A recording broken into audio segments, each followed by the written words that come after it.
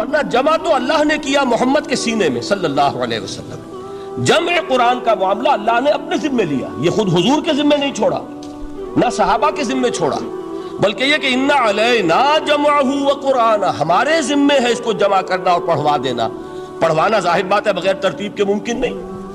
اور احادیث میں آپ نے سنا ہوگا کہ بارہا یہ بات آپ کے سامنے آئی ہوگی کہ حضور ہر رمضان مبارک میں قرآن مجید کا دور فرماتے تھے حضرت جبرائیل کے ساتھ، اور آخری رمضان مبارک جو تھا آپ کی حیات دنیاوی کا، اس میں 2 مرتبہ پورے قرآن کا دور کیا ہے آپ نے حضرت جبرائیل کے ساتھ. اب ظاہر بات ہے جب قرآن کا دور ہوا ہے تو کیا وہ غیر مرتب تھا؟ وہ جمع ہو چکا تھا، مرتب ہو چکا تھا. البتہ حضور کے سینے میں سب سے پہلے جمع کیا گیا، اور قرآن اولاً جو جمع ہوا ہے وہ صحابہ کے بھی سینوں میں جمع ہوا ہے. وہ کتابت کی شکل میں ایک کتاب کی صورت میں موجود نہیں تھا حضور کے انتقال کے وقت، بلکہ جمع تھا صحابہ کے سینوں میں. اور صحابہ کے پاس کتابت شدہ کچھ اوراق تھے. کسی کے پاس اونٹ کی یہ شانے کی ہڈی جو ہوتی ہے بہت بڑی اور چوڑی ہوتی ہے چپٹی، اس پر لکھی ہوئی صورتیں ہیں. کسی کے پاس جھلیوں پر لکھی ہوئی، کاغذ بہت نایاب تھا. لیکن یہ کہ کتابت کی شکل میں پھر اس کو جمع کروایا حضرت ابوبکر صدیق نے رضی اللہ تعالی عنہ، اس لیے کہ جنگ یمامہ میں بہت سے حفاظ شہید ہو گئے. تو تشویش پیدا ہوئی کہ اگر حفاظ شہید ہو گئے تو قرآن مجید کی حفاظت کیسے ہوگی؟ تب حضرت ابوبکر نے صحابہ کے مشورے سے وہ بورڈ مقرر کیا، اور ان میں جو حضور کے زمانے میں کتابت وحی کی ذمہ داری ادا فرماتے تھے انہی کو اس میں جمع کیا، اور انہوں نے پھر اس کو کتابی شکل میں جمع کر دیا. تو کتابی شکل میں بھی جمع کیا جانا یہ بھی حضرت ابوبکر کے زمانے میں ہو چکا ہے. البتہ حضور نے ایک رعایت دی تھی، چونکہ آپ کو معلوم ہے آپ اس علاقے میں رہتے ہیں کہ عربی زبان جیسے کہ ہر زبان کا معاملہ ہے کہ ہر بڑی زبان میں پھر نیچے بولیاں ہوتی ہیں، کولوکیل. وہ جو کولوکیل جو بولیاں ہیں ان میں مختلف طریقے سے لوگ پڑھتے تھے. اس سے پھر یہ اندیشہ ہوا کہ یہ مختلف لہجے اگر رہے تو اس سے بھی پھر قرآن کے بارے میں اختلاف ہو جائے گا. تو حضرت عثمان رضی اللہ تعالیٰ عنہ نے پھر قرآن مجید کا ایک اوتھینٹک نسخہ تیار کیا کہ اب صرف یہی نسخہ دنیا میں رہے گا، اور باقی سارے نسخے جو ہیں ان کو تلف کر دیا گیا تاکہ اب وہ لہجے کا کوئی اختلاف جو ہے وہ بھی باقی نہ رہے. اور اس کے 4 نسخے تیار کیے گئے، اور وہ نسخے آج بھی دنیا میں موجود ہیں. ان میں وہ نسخہ بھی ہے کہ جس پر خود حضرت عثمان رضی اللہ تعالیٰ عنہ کی خون کے دھبے موجود ہیں، کیونکہ وہ شہید کیے گئے ہیں. تو وہ ایک نسخہ جو انہوں نے اپنے پاس رکھا ہوا تھا وہ اس کی تلاوت فرما رہے تھے. بہرحال پہلی بات یہ ہے جو بالکل تاریخی حقیقت ہے کہ جن کتابوں کو بھی آسمانی ہونے کا دعویٰ ہے ان میں واحد کتاب ہے قرآن مجید، جس کا متن محفوظ ہے. دنیا میں کوئی اور کتاب ایسی نہیں ہے جو یہ دعویٰ کر کے قرآن کے مقابلے میں آ سکے. اور پھر آپ کو معلوم ہے کہ کتنے بڑے پیمانے پر پوری امت میں اس حفاظت قرآن کے عمل میں حفاظ حصہ لے رہے ہیں. لکھوکھا حفاظ موجود ہیں. بعض ممالک میں آپ کو 8-8 10-10 برس کے بچے جو ہیں وہ حافظ مل جائیں گے. کوئی دنیا میں اور کتاب نہیں ہے کہ جس کے حافظ موجود ہوں. بڑے بڑے علماء کی تصحیح کر دیتے ہیں 8-8 سال کے بچے کہ یہ آپ غلط پڑھ رہے ہیں. اس کے اس طریقے سے ایک شوشہ جو ہے وہ محفوظ کر لیا گیا ہے. تو یہ بات جو ہے یہ قرآن مجید کی عظمت اور فضیلت کے ضمن میں پہلی حقیقت ہے کہ جسے ہمیں سامنے رکھنا چاہیے. اور اس حقیقت کے ادراک و شعور کے لیے قرآن پر ایمان لازم نہیں ہے، بلکہ یہ وہ بات ہے کہ جس کا اعتراف ہر شخص کرے گا، خواہ وہ قرآن کو اللہ کا کلام مانتا ہو یا نہ مانتا ہو. دوسری بات قرآن مجید کی عظمت کے ضمن میں یہ ہے، اور وہ اس پہلو سے پوری دنیا کو ماننی پڑے گی، اور واقعہ یہ ہے کہ جو ان میں اصحاب دانش و بینش ہیں وہ مانتے ہیں کہ محمد الرسول اللہ صلی اللہ علیہ وسلم کا تعلق کسی پری ہسٹورک ایرا سے نہیں. حضور کل 1400 برس پہلے کی شخصیت ہیں. تاریخ کا یوں سمجھیے کہ نصف النہار، the very midday of history, کہ کوئی چیز بھی ان کی پردہ اخفاء میں نہیں ہے. اور حضور صلی اللہ علیہ وسلم کی یہ بات ہر شخص مانے گا کہ آپ نے تاریخ انسانی کا ایک عظیم ترین انقلاب برپا کیا. اس دور میں آپ کے علم میں ہوگا ابھی کچھ 6-7 سال پہلے امریکہ میں ایک کتاب شائع ہوئی دی 100. ڈاکٹر مائیکل ہارٹ اس کے مصنف ہیں. مشاہیر عالم کے موضوع پر اس سے پہلے بھی دنیا میں بہت کتابیں لکھی گئیں. بڑے انسان، بڑی شخصیتیں، ان کے چھوٹے چھوٹے لائف سکیچ لیکن یہ کہ یہ کتاب اس اعتبار سے بڑی یونیک ہے، منفرد ہے کہ انہوں نے 100 افراد کا انتخاب کیا، پوری انسانی تاریخ کی عظیم ترین 100 شخصیتیں، پھر ان میں گریڈیشن کی، ان میں ایک درجہ بندی قائم کی۔ یہ 100 تو ہے عظیم ترین پوری نوع انسانی میں، ان میں عظیم ترین کون ہے، پھر نمبر 2 کون ہے، پھر نمبر 3 کون ہے۔ یہی وجہ ہے کہ انہوں نے تاریخی اعتبار سے مرتب نہیں کیا، کرونالوجیکل آرڈر میں نہیں، بلکہ اس ترتیب سے کہ جو عظیم ترین انسان ہے اس کے نزدیک نمبر 1 پر اس کو لائے، پھر نمبر 2 پر جو ان کے بعد ہے۔ اور آپ کے علم میں یہ بات ہوگی کہ وہ ڈاکٹر مائیکل ہارٹ دی 100 میں نمبر 1 پر لائے محمد الرسول اللہ صلی اللہ علیہ وسلم، اور انہوں نے یہ کہا کہ بہت سے لوگ میری اس تصنیف میں نمبر 1 پر محمد کا ذکر دیکھ کر صلی اللہ علیہ وسلم حیران ہوں گے، اس لیے کہ ظاہر ہے وہ مسلمان نہیں ہیں، وہ تو عیسائی ہیں، تاحال بھی عیسائی ہیں۔ انہوں نے کہا کہ اس میں مجھے لازماً I owe an explanation، مجھے اس کی وضاحت کرنی پڑے گی، اور اس کی جو دلیل اس نے دی ہے وہ اس شخص کی ذہانت کی بہت بڑی عکاسی کرنے والی شے ہے۔ کہتے ہیں this is because he is the only person، یہ the only کو انڈرلائن کر لیجئے اپنے ذہن میں، واحد شخصیت ہے پوری نسل انسانی کی، supremely successful in both the religious and the secular fields، کہ زندگی کے یہ 2 خانے جو آج کے انسان نے اپنے ذہن میں قائم کر لیے ہیں، ایک خانے کو وہ کہتے ہیں یہ مذہبی خانہ، یہ انفرادی ہے، عقائد ہیں، عبادات ہیں، کچھ سوشل کسٹمز ہیں، اگر کوئی فوت ہو جائے گا تو کیا کریں گے، اسے دفن کریں گے، جلائیں گے، کیا کریں گے، پیدائش ہے اسے سیلیبریٹ کس طرح کریں گے، یہ سوشل کسٹمز ہیں۔ تو دنیا میں یہ مانا جاتا ہے کہ یہ تو ہے ریلیجس اور پرائیویٹ افیئر ہے زندگی کا، اور ایک ہے سیاست، معیشت، تمدن، قانون، عدالت، سیاسی نظام، معاشی نظام وغیرہ، یہ سیکولر فیلڈ ہے، اس میں کسی مذہب کی بات نہیں ہونی چاہیے، بلکہ یہ کہ جو بھی کسی ملک کے رہنے والوں کی اکثریت کی رائے ہو اس کے مطابق کام چلنا چاہیے۔ یہ ان کا ذہن ہے، ہمارا نہیں، معاذ اللہ۔ اسلام کے نزدیک انسانی زندگی انڈیویزیبل ہے، ناقابل تقسیم وحدت ہے، یہ ایک آرگینک ہول ہے، حیاتیاتی اکائی ہے جس کو تقسیم نہیں کیا جا سکتا۔ لیکن جدید ذہن کا تصور یہی ہے۔ اس تصور کے پس منظر میں دیکھیے کہ جو سب سے بڑی تحسین ہو سکتی تھی اور جو سب سے زیادہ ٹریبیوٹ پیش کرنے کا انداز ہو سکتا تھا وہ شخص نے پیش کر دیا حضور کو، کہ دونوں میدانوں میں بیک وقت انتہائی کامیاب انسان پوری تاریخ میں صرف ایک ہے، اور وہ محمد ہے صلی اللہ علیہ وسلم۔ اس لیے کہ جتنی بڑی شخصیتیں اور نظر آتی ہیں وہ یک رخی ہیں، یا ادھر عظیم ہے یا ادھر عظیم ہے۔ جو ادھر عظمت کی حامل ہے دین میں، مذہب میں، اخلاق میں، روحانیت میں، جیسے حضرت مسیح خود یا گوتم بدھ، ان کا سیاست میں اس میں کوئی دخل نہیں، کوئی انقلاب برپا نہیں کیا، کوئی نئی حکومت قائم نہیں کی، تو وہاں انہیں 0 دینا پڑتا ہے۔ اور اس کے برعکس سکندر اعظم ہے، اٹیلا ہے، چنگیز ہے، ہٹلر کو بھی چاہے تو شامل کر لیں، جس کی فتوحات جو ہے وہ جنگل کی آگ کی طرح پھیلی ہیں، کوئی مشرق سے مغرب تک پہنچ گیا، کوئی مغرب سے مشرق تک چلا آیا۔ ہٹلر کہاں، آپ کو سکندر اعظم کہاں سے چلا، مقدونیہ سے اور دریائے بیاس تک پہنچا ہے، اور ادھر سے چنگیز ادھر سے گیا وہاں تک پہنچا ہے، اٹیلا جو ہے سینٹرل ایشیا سے اور یورپ کے میدانوں تک پہنچا ہے۔ لیکن مذہب اور اخلاق کے میدان میں انہیں صرف 0 دینے سے کام نہیں چلتا، کوئی مائنس ویلیو معین کرنی پڑتی ہے۔ یہ ہے دنیا کی عظیم ترین شخصیتوں کا حال۔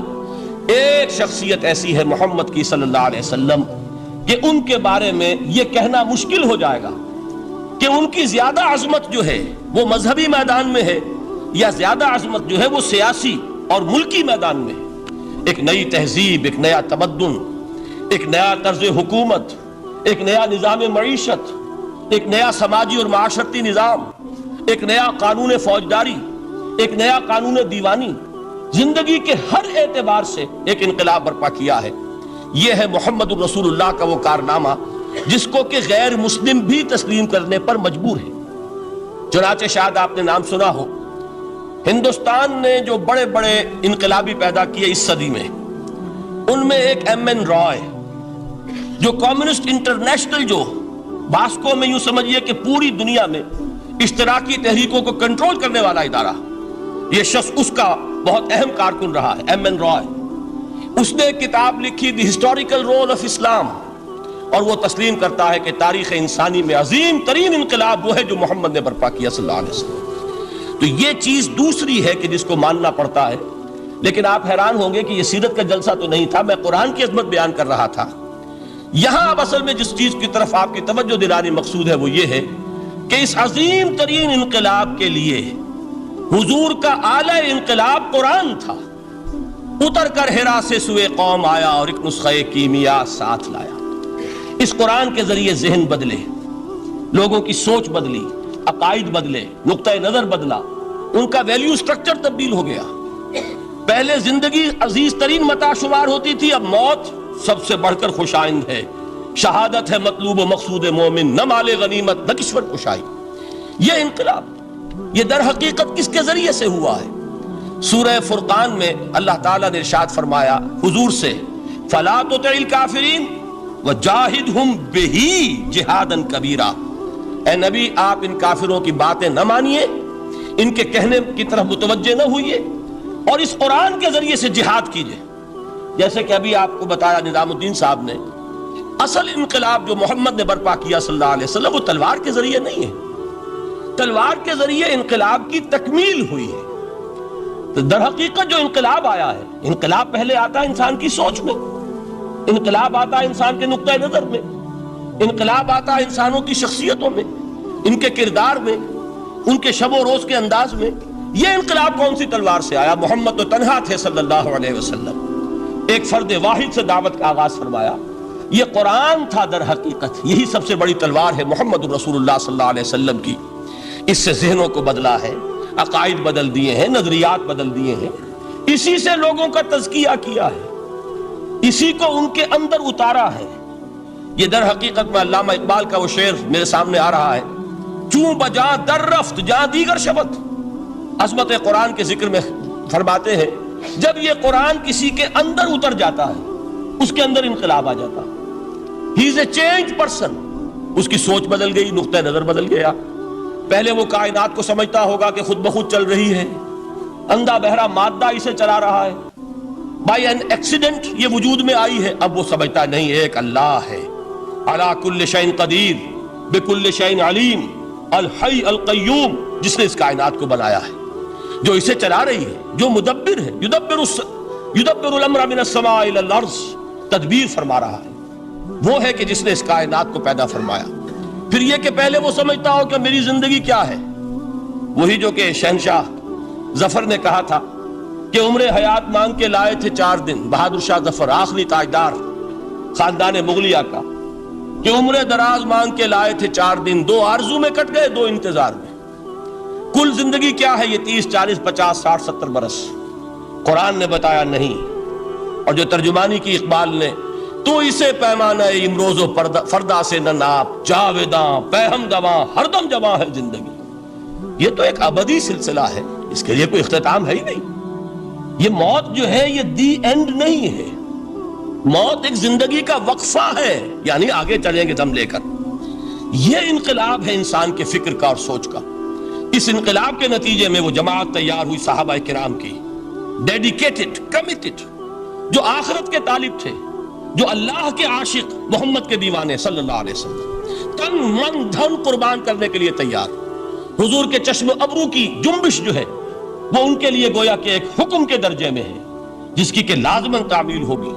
اور انہوں نے اپنی گردنیں کٹوا دی، اپنے گھر اجڑوا دیے، اپنا دنیا کا جو بھی کچھ اثاثہ تھا وہ قربان کر دیا، نشاور کر دیا، تب کہیں جا کر انقلاب آیا۔ اور یہ شخصیتیں جو تیار ہوئیں تو ان کے تیار کرنے میں ذریعہ کیا ہے؟ قرآن۔ یہی وجہ دیکھیے، نوٹ کیجئے، اسی بات کو دوسرے پیرائے میں عرض کر رہا ہوں کہ تاریخ انبیاء کے ضمن میں بھی ایک بڑی عجیب حقیقت سامنے آئے گی۔ حضرت موسیٰ علیہ السلام کے معجزات 2 بہت مشہور ہیں، عصائے موسیٰ اور ید بیضا۔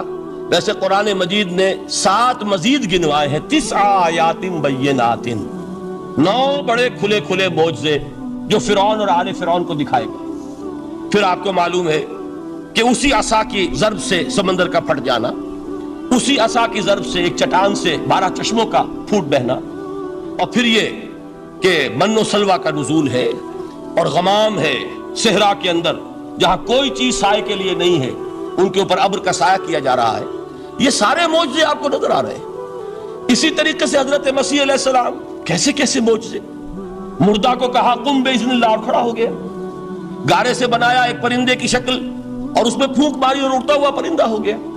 یعنی یہ کہ احیاء موتا اور خلق حیات یہ آخری معجزے ہو سکتے ہیں، اس لیے کہ یہ خالص اللہ تعالیٰ کے افعال ہیں۔ لیکن ذرا اس کانٹیکسٹ میں دیکھیے محمد کا معجزہ کیا ہے صلی اللہ علیہ وسلم۔ قرآن مجید جن لوگوں نے پڑھا ہے اور سمجھ کر پڑھا ہے، ترجموں سے پڑھا ہے، یا ویسے وہ عربی زبان سے واقف ہیں، ان کو معلوم ہے کہ قرآن بار بار کہتا ہے محمد کا معجزہ، یوں تو بے شمار واقعات ہوں گے لیکن اصل معجزہ صرف اور صرف قرآن، اسی کو پیش کیا گیا کہ یہی ہے، آؤ مقابلہ کر لو۔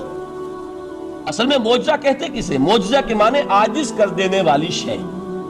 یوں تو اولیاء اللہ جو ہیں ہم ان کی کرامات کے قائل ہیں، اللہ تعالیٰ اپنے کسی نیک بندے کے مقام اور مرتبے کے اظہار کے لیے کسی وقت کوئی ایسی چیز ظاہر کر دے جو قانون طبیعی کے خلاف ہو، تو یہ کرامات اولیاء حق ہے۔ اور اس درجے کی جو ظاہر بات ہے کہ جب اولیاء کے لیے کرامات ہے تو انبیاء کے لیے تو بہت ہوں گی۔ اصل معجزہ کسے کہتے ہیں؟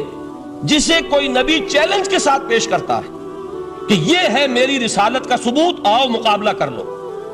حضرت موسیٰ علیہ السلام کے جو اصل معجزے تھے وہ دو تھے، ایک عصا جس کا کہ مقابلہ کیا، آپ کو معلوم ہے کہ فرعون نے تمام جو جادوگر تھے پورے مملکت کے انہیں جمع کیا اور مقابلہ کیا۔ تو جس چیز کو کہ پیش کیا جائے چیلنج کے ساتھ کہ آؤ تو مقابلہ کر لو، وہ اصل معجزہ ہوتا ہے اس نبی اور رسول کا۔ تو حضور صلی اللہ علیہ وسلم کا اصل معجزہ، یعنی معجزات، آپ یہ مغالطے میں مبتلا نہ ہو، میں بقیہ معجزات کی نفی نہیں کر رہا، یہ واقعات اپنی جگہ حق ہیں کہ حضور کو پتھر سلام کرتے تھے۔ حضور صلی اللہ علیہ وسلم جس کھجور کے تنے کے ساتھ ٹیک لگا کر خطبہ دیا کرتے تھے، جبکہ ابھی مسجد نبی میں ممبر نہیں بنا تھا، جب تعداد زیادہ ہو گئی مسلمانوں کی اور ضرورت محسوس ہوئی کہ ذرا بلند مقام پر کھڑے ہو کر آپ خطبہ ارشاد فرمائیں، تو پھر وہ ممبر بنا کر رکھا گیا۔ پہلے مرتبہ جب آپ ممبر پر چڑھ رہے تھے خطبہ دینے کے لیے، تو اس کھجور کے سوکھے تنے میں سے ایسی آواز آئی جیسے کوئی بچہ بلک بلک کر رو رہا ہو کہ وہ سعادت جو مجھے حاصل رہی تھی آج تک میں محروم ہو گیا۔ تو یہ انبیاء کا مقام ہے۔ مولانا روم نے اسی لیے کہا ہے کہ فلسفی کو منکر حنانہ است، از ہوا سے انبیاء بیگانہ است۔ فلسفی اور عقلیت پرست انسان وہ تو حنانہ کا انکار کر دے گا، کیسے ممکن ہے سوکھا تنا اور اس کے اندر سے بچے کی طرح بلکنے کی آواز آئے، لیکن یہ اس لیے ہے کہ وہ انبیاء کے خصوصی احوال جو ہے ان کو جانتا نہیں۔ اس قسم کے خرق عادت واقعات حضور کی زندگی میں بھی بے شمار ہوئے، لیکن حضور کا وہ معجزہ جس میں تحدی کے ساتھ چیلنج کے انداز میں کہا گیا کہ آؤ مقابلہ کرو، وہ صرف اور صرف قرآن ہے۔ چنانچہ آپ سورہ بنی اسرائیل میں دیکھیں گے قُلْ لَئِنِ اجْتَمَعَتِ الْإِنسُ وَالْجِنُّ عَلَىٰ أَن يَأْتُوا بِمِثْلِ هَٰذَا الْقُرْآنِ لَا يَأْتُونَ بِمِثْلِهِ وَلَوْ كَانَ بَعْضُهُمْ لِبَعْضٍ ظَهِيرًا۔ اے نبی چیلنج کر دیجئے، اگر تمام انسان اور تمام جن مل کر یہ چاہیں کہ اس قرآن جیسی کوئی تصنیف کر دیں، تو چاہے وہ ایک دوسرے کا کتنی بھی اس میں مدد کریں اور تعاون کریں، وہ ہرگز قرآن جیسی کتاب تصنیف نہیں کر سکتے۔ اس سے آگے بڑھ کر یہ بات کہی گئی، اچھا پورا قرآن نہیں لا سکتے، اس قرآن کی طرح کی 10 صورتیں ہی تصنیف کر لو۔ جب اس کا بھی جواب نہیں دیا گیا تو جسے کہتے ہیں برسبیل تنزل، اور پنجابی میں کہتا ہے کہ برے کو گھر تک پہنچانا، وہ برے کو گھر تک پہنچانے کے لیے فرمایا ایک صورت ہی بنا لاؤ۔ یہ سورہ ہود میں اور سورہ یونس میں یہ مضمون آیا، اور پھر سورہ بقرہ میں ہجرت کے بعد جو پہلی سورت نازل ہوئی اس میں پھر اس کو دہرا دیا گیا، وَإِن كُنتُمْ فِي رَيْبٍ مِّمَّا نَزَّلْنَا عَلَىٰ عَبْدِنَا فَأْتُوا بِسُورَةٍ مِّن مِّثْلِهِ وَادْعُوا شُهَدَاءَكُم مِّن دُونِ اللَّهِ إِن كُنتُمْ صَادِقِينَ۔ کہ اگر تمہیں کوئی شک ہے اس کتاب کے بارے میں جو ہم نے نازل فرمائی ہے، شک کیا ہوگا؟ شک اسی بات میں ہوگا کہ شاید یہ محمد کا اپنا کلام ہے صلی اللہ علیہ وسلم، یا کوئی اور انسان ہے جو انہیں سکھا پڑھا رہا ہے۔ اگر تمہیں اس نوعیت کا کوئی شک ہے تو اس جیسی ایک سورت بنا لاؤ، فَأْتُوا بِسُورَةٍ مِّن مِّثْلِهِ۔ اور نوٹ کیجئے گا سورۃ العصر بھی سورت ہے، سورۃ الکوثر بھی سورت ہے، 3 آیات بھی اگر ایسی تم تصنیف کر کے لے آؤ تب تو تمہیں کچھ شک کرنے کا حق حاصل ہوگا، اور اگر نہیں کر سکتے تو جان لو فَإِن لَمْ تَفْعَلُوا وَلَن تَفْعَلُوا، پھر اگر تم ایسا نہ کر سکو اور ہرگز نہیں کر سکو گے، ذرا چیلنج کا انداز دیکھیے کہ ہرگز نہیں کر سکو گے، فاتقوا النار التي وقودها الناس والحجارہ، ڈرو اس آگ سے جس کا ایندھن بنیں گے انسان اور پتھر۔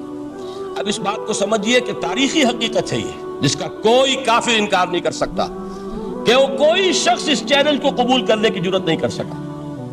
اگر جھوٹ موٹ کو بھی کوئی کھڑا ہو جاتا اور کہتا کہ ٹھیک ہے میں نے یہ ایک صورت بنائی ہے اور میرا دعویٰ یہ ہے کہ یہ قرآن جیسی ہے، تو ایک کنٹروورسی تو پیدا ہو جاتی نا۔ کچھ لوگ چاہے کہتے کہ نہیں یہ قرآن کے سطح کی نہیں ہے، لیکن یہ کہ اس کا دعویٰ تو ہو جاتا۔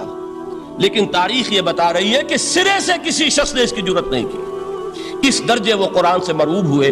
تو حضور کا سب سے بڑا معجزہ جو آج تک زندہ ہے، اس کو ذہن میں رکھیے، میں نے جو حضرت موسیٰ حضرت عیسیٰ کے معجزات گنوائے ہیں وہ در حقیقت ان کی اپنی ذات کے ساتھ تھے۔ ید بیضا موسیٰ کے ساتھ تھا، عصا معجزہ اس وقت تھا جب موسیٰ کے ہاتھ میں تھا، اس کے بعد کئی سو برس تک وہ صندوق سکینہ جو ہے، تابوت سکینہ، اس میں وہ عصا رکھا رہا، لیکن اب وہ معجزہ نہیں تھا، وہ سوکھی لکڑی تھی، اس کے سوا کچھ نہیں۔ تو تمام انبیاء اور رسول کے معجزے ختم ہو گئے، وہ ان کی ذات کے ساتھ تھے۔ محمد الرسول اللہ کی رسالت دائمی ہے تا قیام قیامت، لہذا معجزہ بھی آپ کا دائمی ہے، وہ معجزہ آج بھی موجود ہے۔ البتہ میں ادھر ضرور توجہ دلاؤں گا کہ قرآن مجید کے اعجاز کے 3 پہلو ہیں۔ پہلا پہلو، اور زیادہ تر اسی کی طرف توجہ زیادہ ہوئی ہے، وہ ہے قرآن کی فصاحت، بلاغت، ادبیت، اس کی چاشنی۔ ظاہر بات ہے کہ اس کا شعور اور ادراک صرف عربوں کو ہو سکتا ہے، بلکہ میرے خیال میں ناراض نہ ہو اہل عرب تو آج کے عربوں کو بھی نہیں ہو سکتا۔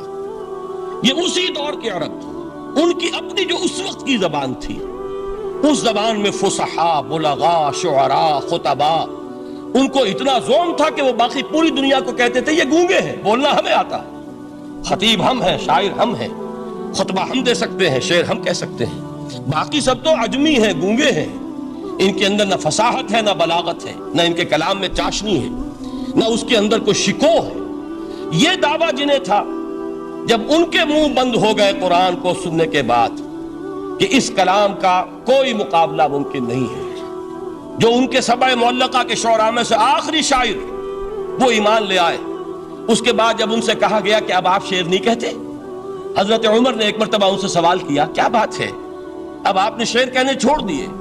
تو ان کا جواب یہ تھا اب بعد القرآن، کیا اب قرآن کے بعد بھی اس کا امکان ہے کہ کوئی شخص اپنی فصاحت اور بلاغت کا کوئی اظہار کرنا چاہے؟ یہ تو فصاحت اور بلاغت کی ایک معراج ہے کہ جس تک کہ اب کسی انسان کی رسائی ممکن نہیں۔ تو فصاحت اور بلاغت جو ہے قرآن کے اور اس کی ادبیت، در حقیقت اس کا ادراک تو ہو سکتا ہے صرف اہل زبان کو۔ ہم لوگ جو ترجموں سے پڑھتے ہیں، چاہے کتنی ہی گرامر پڑھ لیں، کتنی صرف و نحو پڑھ لیں، واقعہ یہ ہے کہ وہ جو ایک ہوتا ہے نفس پر جب انگلی آتی ہے تو جو ایک آپ کو فیل ہوتی ہے، وہ فیل ہم جو عجمی لوگ ہیں جن کی مادری زبان عربی نہیں ہے، وہ قرآن مجید کی فصاحت اور بلاغت کو اس طور سے نہیں سمجھ سکتے جیسے کہ اہل زبان سمجھ سکتے ہیں، اور خاص طور پر جیسے کہ اس زمانے کے اہل زبان نے سمجھا۔ آج چونکہ عربی زبان ویسے تو جو اس کی فصیح لینگویج ہے وہ جو کہ تو اپنی اصل پر قائم ہے، اور وہ اسی قرآن کے طفیل اور قرآن کے صدقے قائم ہے، ورنہ دنیا میں کوئی دوسری زبان نہیں ہے کہ جو 1500 برس تک اتنی پیور رہ جائے، اس میں تبدیلی آتی ہے۔ خود اردو جو ہے 300 برس کی اردو، دکن کی اردو، ذرا اس کو کبھی پڑھیے تو آپ حیران ہوں گے کہ یہ اردو زبان ہے اور آج کی اردو کوئی اور ہے۔ یہ صرف 200-250 برس کے اندر یہ انقلاب اردو میں ہو چکا ہے۔ عربی زبان 1500 برس سے وہ قائم ہے اپنی اسی جگہ پر، اور وہ صرف قرآن کا اعجاز اور قرآن کا صدقہ ہے، لیکن باقی جو اصل میں بولی جانے والی زبانیں ہیں وہ بہت بدل چکی ہیں۔ لہذا تمام اہل عرب کے لیے بھی اب قرآن کے اس پہلو کو صحیح طور پر سمجھنا ممکن نہیں۔ قرآن کی جو اعجاز کے 2 پہلو ہیں، وہ ہے در حقیقت جو میری اور آپ کی توجہ کے خاص طور پر در حقیقت حقدار ہیں، اور ہمیں ان کی طرف توجہ کرنی چاہیے۔ بدقسمتی سے اس کی طرف عام طور پر علماء نے توجہ نہیں کی، اس کی صرف ادبیت ہی کا چرچا ہوتا ہے۔ اصل میں قرآن مجید علم انسانی کی معراج، فکر، فلسفہ، حکمت، قرآن کی ابدی حکمت، قرآن کا ابدی فلسفہ، قرآن انسانی مسائل کا جو حل دیتا ہے، قرآن نے سوشل سائنسز میں جس طریقے سے رہنمائی کی ہے، یہ 2 پہلو ہیں اس کے اعجاز کے جس کی کہ آج ہمیں ضرورت ہے کہ ہم اس کا شعور اور ادراک حاصل کریں۔ اس کے ضمن میں میں خاص طور پر علامہ اقبال کا نام لینا چاہتا ہوں۔ میرے نزدیک اس دور میں قرآن مجید کے اس اعجاز اور اس کے ایک معجزہ ہونے کے لیے سب سے بڑی دلیل علامہ اقبال کی شخصیت ہے۔ وجہ کیا ہے کہ علامہ اقبال علماء کے طبقے میں سے نہیں تھے۔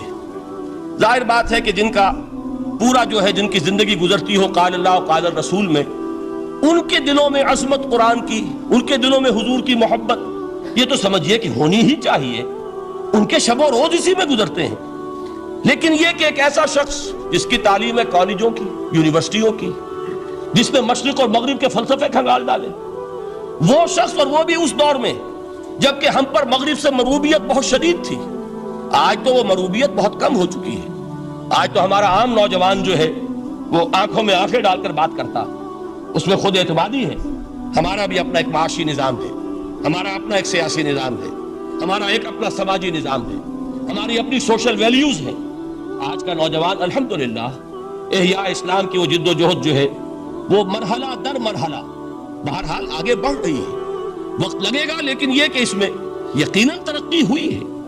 اسی کا مظہر یہ ہے کہ خود اعتمادی ہے۔ We have confidence۔ ہم جانتے ہیں کہ اسلام ایک دین ہے، مکمل دین ہے، اس کے پاس زندگی کے تمام مسائل کا حل ہے۔ لیکن یہ ہے آج 1985 کی بات۔ علامہ اقبال اس صدی کے آغاز میں گئے ہیں یورپ، جبکہ ہم محکوم تھے انگریز کے۔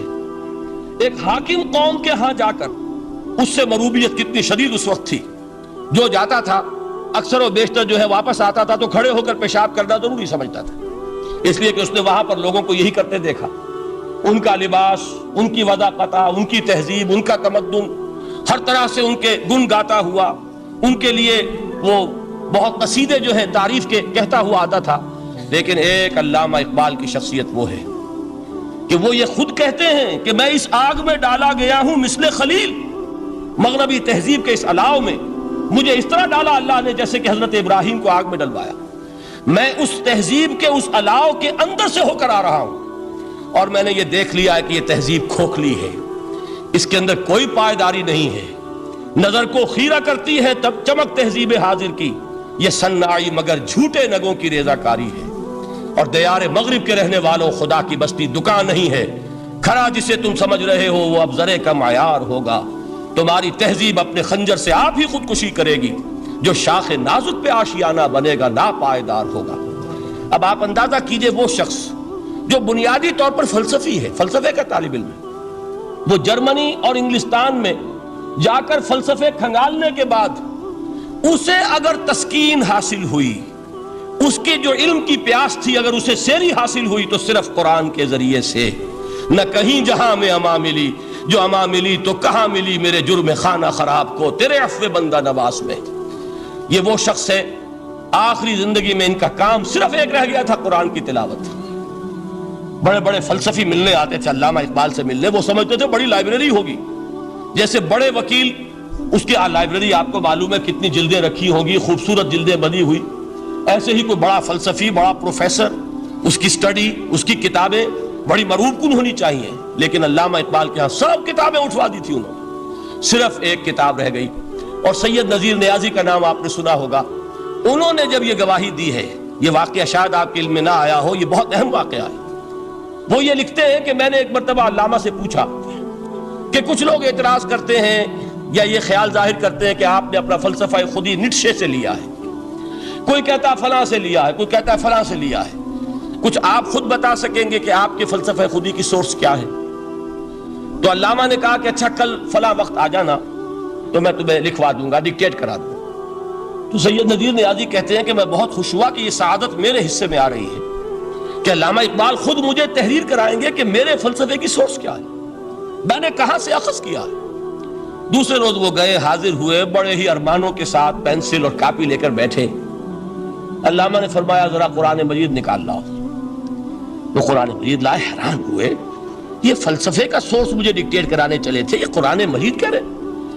کہا کہ ذرا سورۃ الحشر اس کا آخری رکوع، وَلَا تَكُونُوا كَالَّذِينَ نَسُوا اللَّهَ فَأَنسَاهُمْ أَنفُسَهُمْ أُولَٰئِكَ هُمُ الْفَاسِقُونَ۔ اے لوگوں، ان لوگوں کے مانند نہ ہو جانا جنہوں نے اللہ کو بھلا دیا، تو اللہ نے انہیں اپنی خودی سے غافل کر دیا، اپنے آپ سے بیگانہ بنا دیا۔ یہی ہیں لوگ جو فاسق ہیں۔ علامہ نے کہا میرے فلسفے کی سورس یہ میں آپ کو بتانا چاہتا ہوں۔ اس معنی میں کہتا ہوں کہ اس دور میں علامہ اقبال کی شخصیت کو میں اعجاز قرآن کا سب سے بڑا مظہر سمجھتا ہوں۔ ایک شخص 20ویں صدی عیسوی کی شخصیت، اور پھر یہ کہ وہ کہیں مسجد اور کسی مدرسے کے ماحول میں پلا بڑھا نہیں ہے، بلکہ اسکولوں اور کالجوں میں اور یونیورسٹیوں میں، اور صرف ہندوستان میں نہیں، انگلستان اور جرمنی کی یونیورسٹیوں میں رہا، جس نے اپنا لوہا منوایا ہے۔ وہ شخص اگر یہ کہتا ہے کہ میرے لیے فکر کی بنیاد، میرے فلسفے کی سورس، میری تمام سوچ کی رہنمائی جو ہے وہ اس کتاب نے کی ہے، تو معلوم ہوا کہ واقعتاً یہ قرآن مجید آج بھی معجزہ ہے۔ یہ بات تو ہوئی فلسفے اور فکر کے اعتبار سے۔ دوسرا پہلو جو اپلائیڈ پہلو ہے، اس دور کے اعتبار سے وہ اہم تر ہو گیا ہے۔ انسان کے لیے جو پیچیدہ تمدنی مسائل ہیں، سیاسی مسائل کو کیسے حل کیا جائے، معاشی مسائل کا حل کیسے ہو، سماج میں توازن کیسے ہو، مرد اور عورت کے درمیان توازن کیسے ہو، ہوتا کیا ہے، یا عورت بھیڑ بکری کی طرح کی ملکیت بن جاتی ہے۔ ہمارے ہاں اردو میں جو اس کا محاورہ ہے کہ جوتی کی نوک، یہ اس کی حیثیت ہو جائے گی، یا دوسری طرف عورت کلوپیٹرا بن کر قوموں کی قسمتوں سے کھیلے گی۔ دنیا میں یہ دو انتہائیں ہوئی، کہاں نقطہ عدل کہاں ہے، کیسے بیلنس جو ہے اسٹرائک کیا جائے، مردوں کے حقوق اور فرائض اور خواتین کے حقوق اور فرائض، اس میں صحیح ترین ایکویشن ہے کیا؟ اسی طریقے سے فرد اور اجتماع، فرد اور ریاست، یا تو یہ کہ انسان کی انفرادی آزادی اتنی جا رہی ہے، مادر پدر آزاد، جس کا مظہر یہ ہے کہ آج انگلستان میں دو مرد بھی میاں اور بیوی کی حیثیت سے رہ سکتے ہیں، قانون تسلیم کرے گا ہسبینڈ اینڈ وائف، ان کو وہی حقوق حاصل ہو، یہ ہے وہ آزادی۔ اور یا پھر یہ ہے کہ جو روس میں ہے یا دوسرے ممالک میں ہے کہ آزادی بالکل ختم، اور معلوم ہوا کہ ایک ٹوٹلیٹیرین سوسائٹی، مستبدانہ نظام، ان کے درمیان نقطہ عدل کہاں ہے؟ اسی طرح سرمایہ اور محنت، اگر ذرا سا سرمایہ کو چھوٹ ملتی ہے وہ مزدور کا خون چوستا ہے اور اس کا حق اس کو نہیں دیتا۔ اقبال نے بہت خوبصورت انداز میں کہا ہے کہ خواجہ از خون رگے مزدور سازد لال ناب، از جفائے دہ خدایاں کشت دہ کا نا خراب۔ انقلاب انقلاب انقلاب، ایک طرف سرمایہ دار ہے جو مزدور کی رگوں میں سے خون نچوڑ کر سرخ شراب کا پیمانہ لے کر بیٹھا ہوا ہے، وہ در حقیقت مزدور کا خون ہے جو پی رہا ہے۔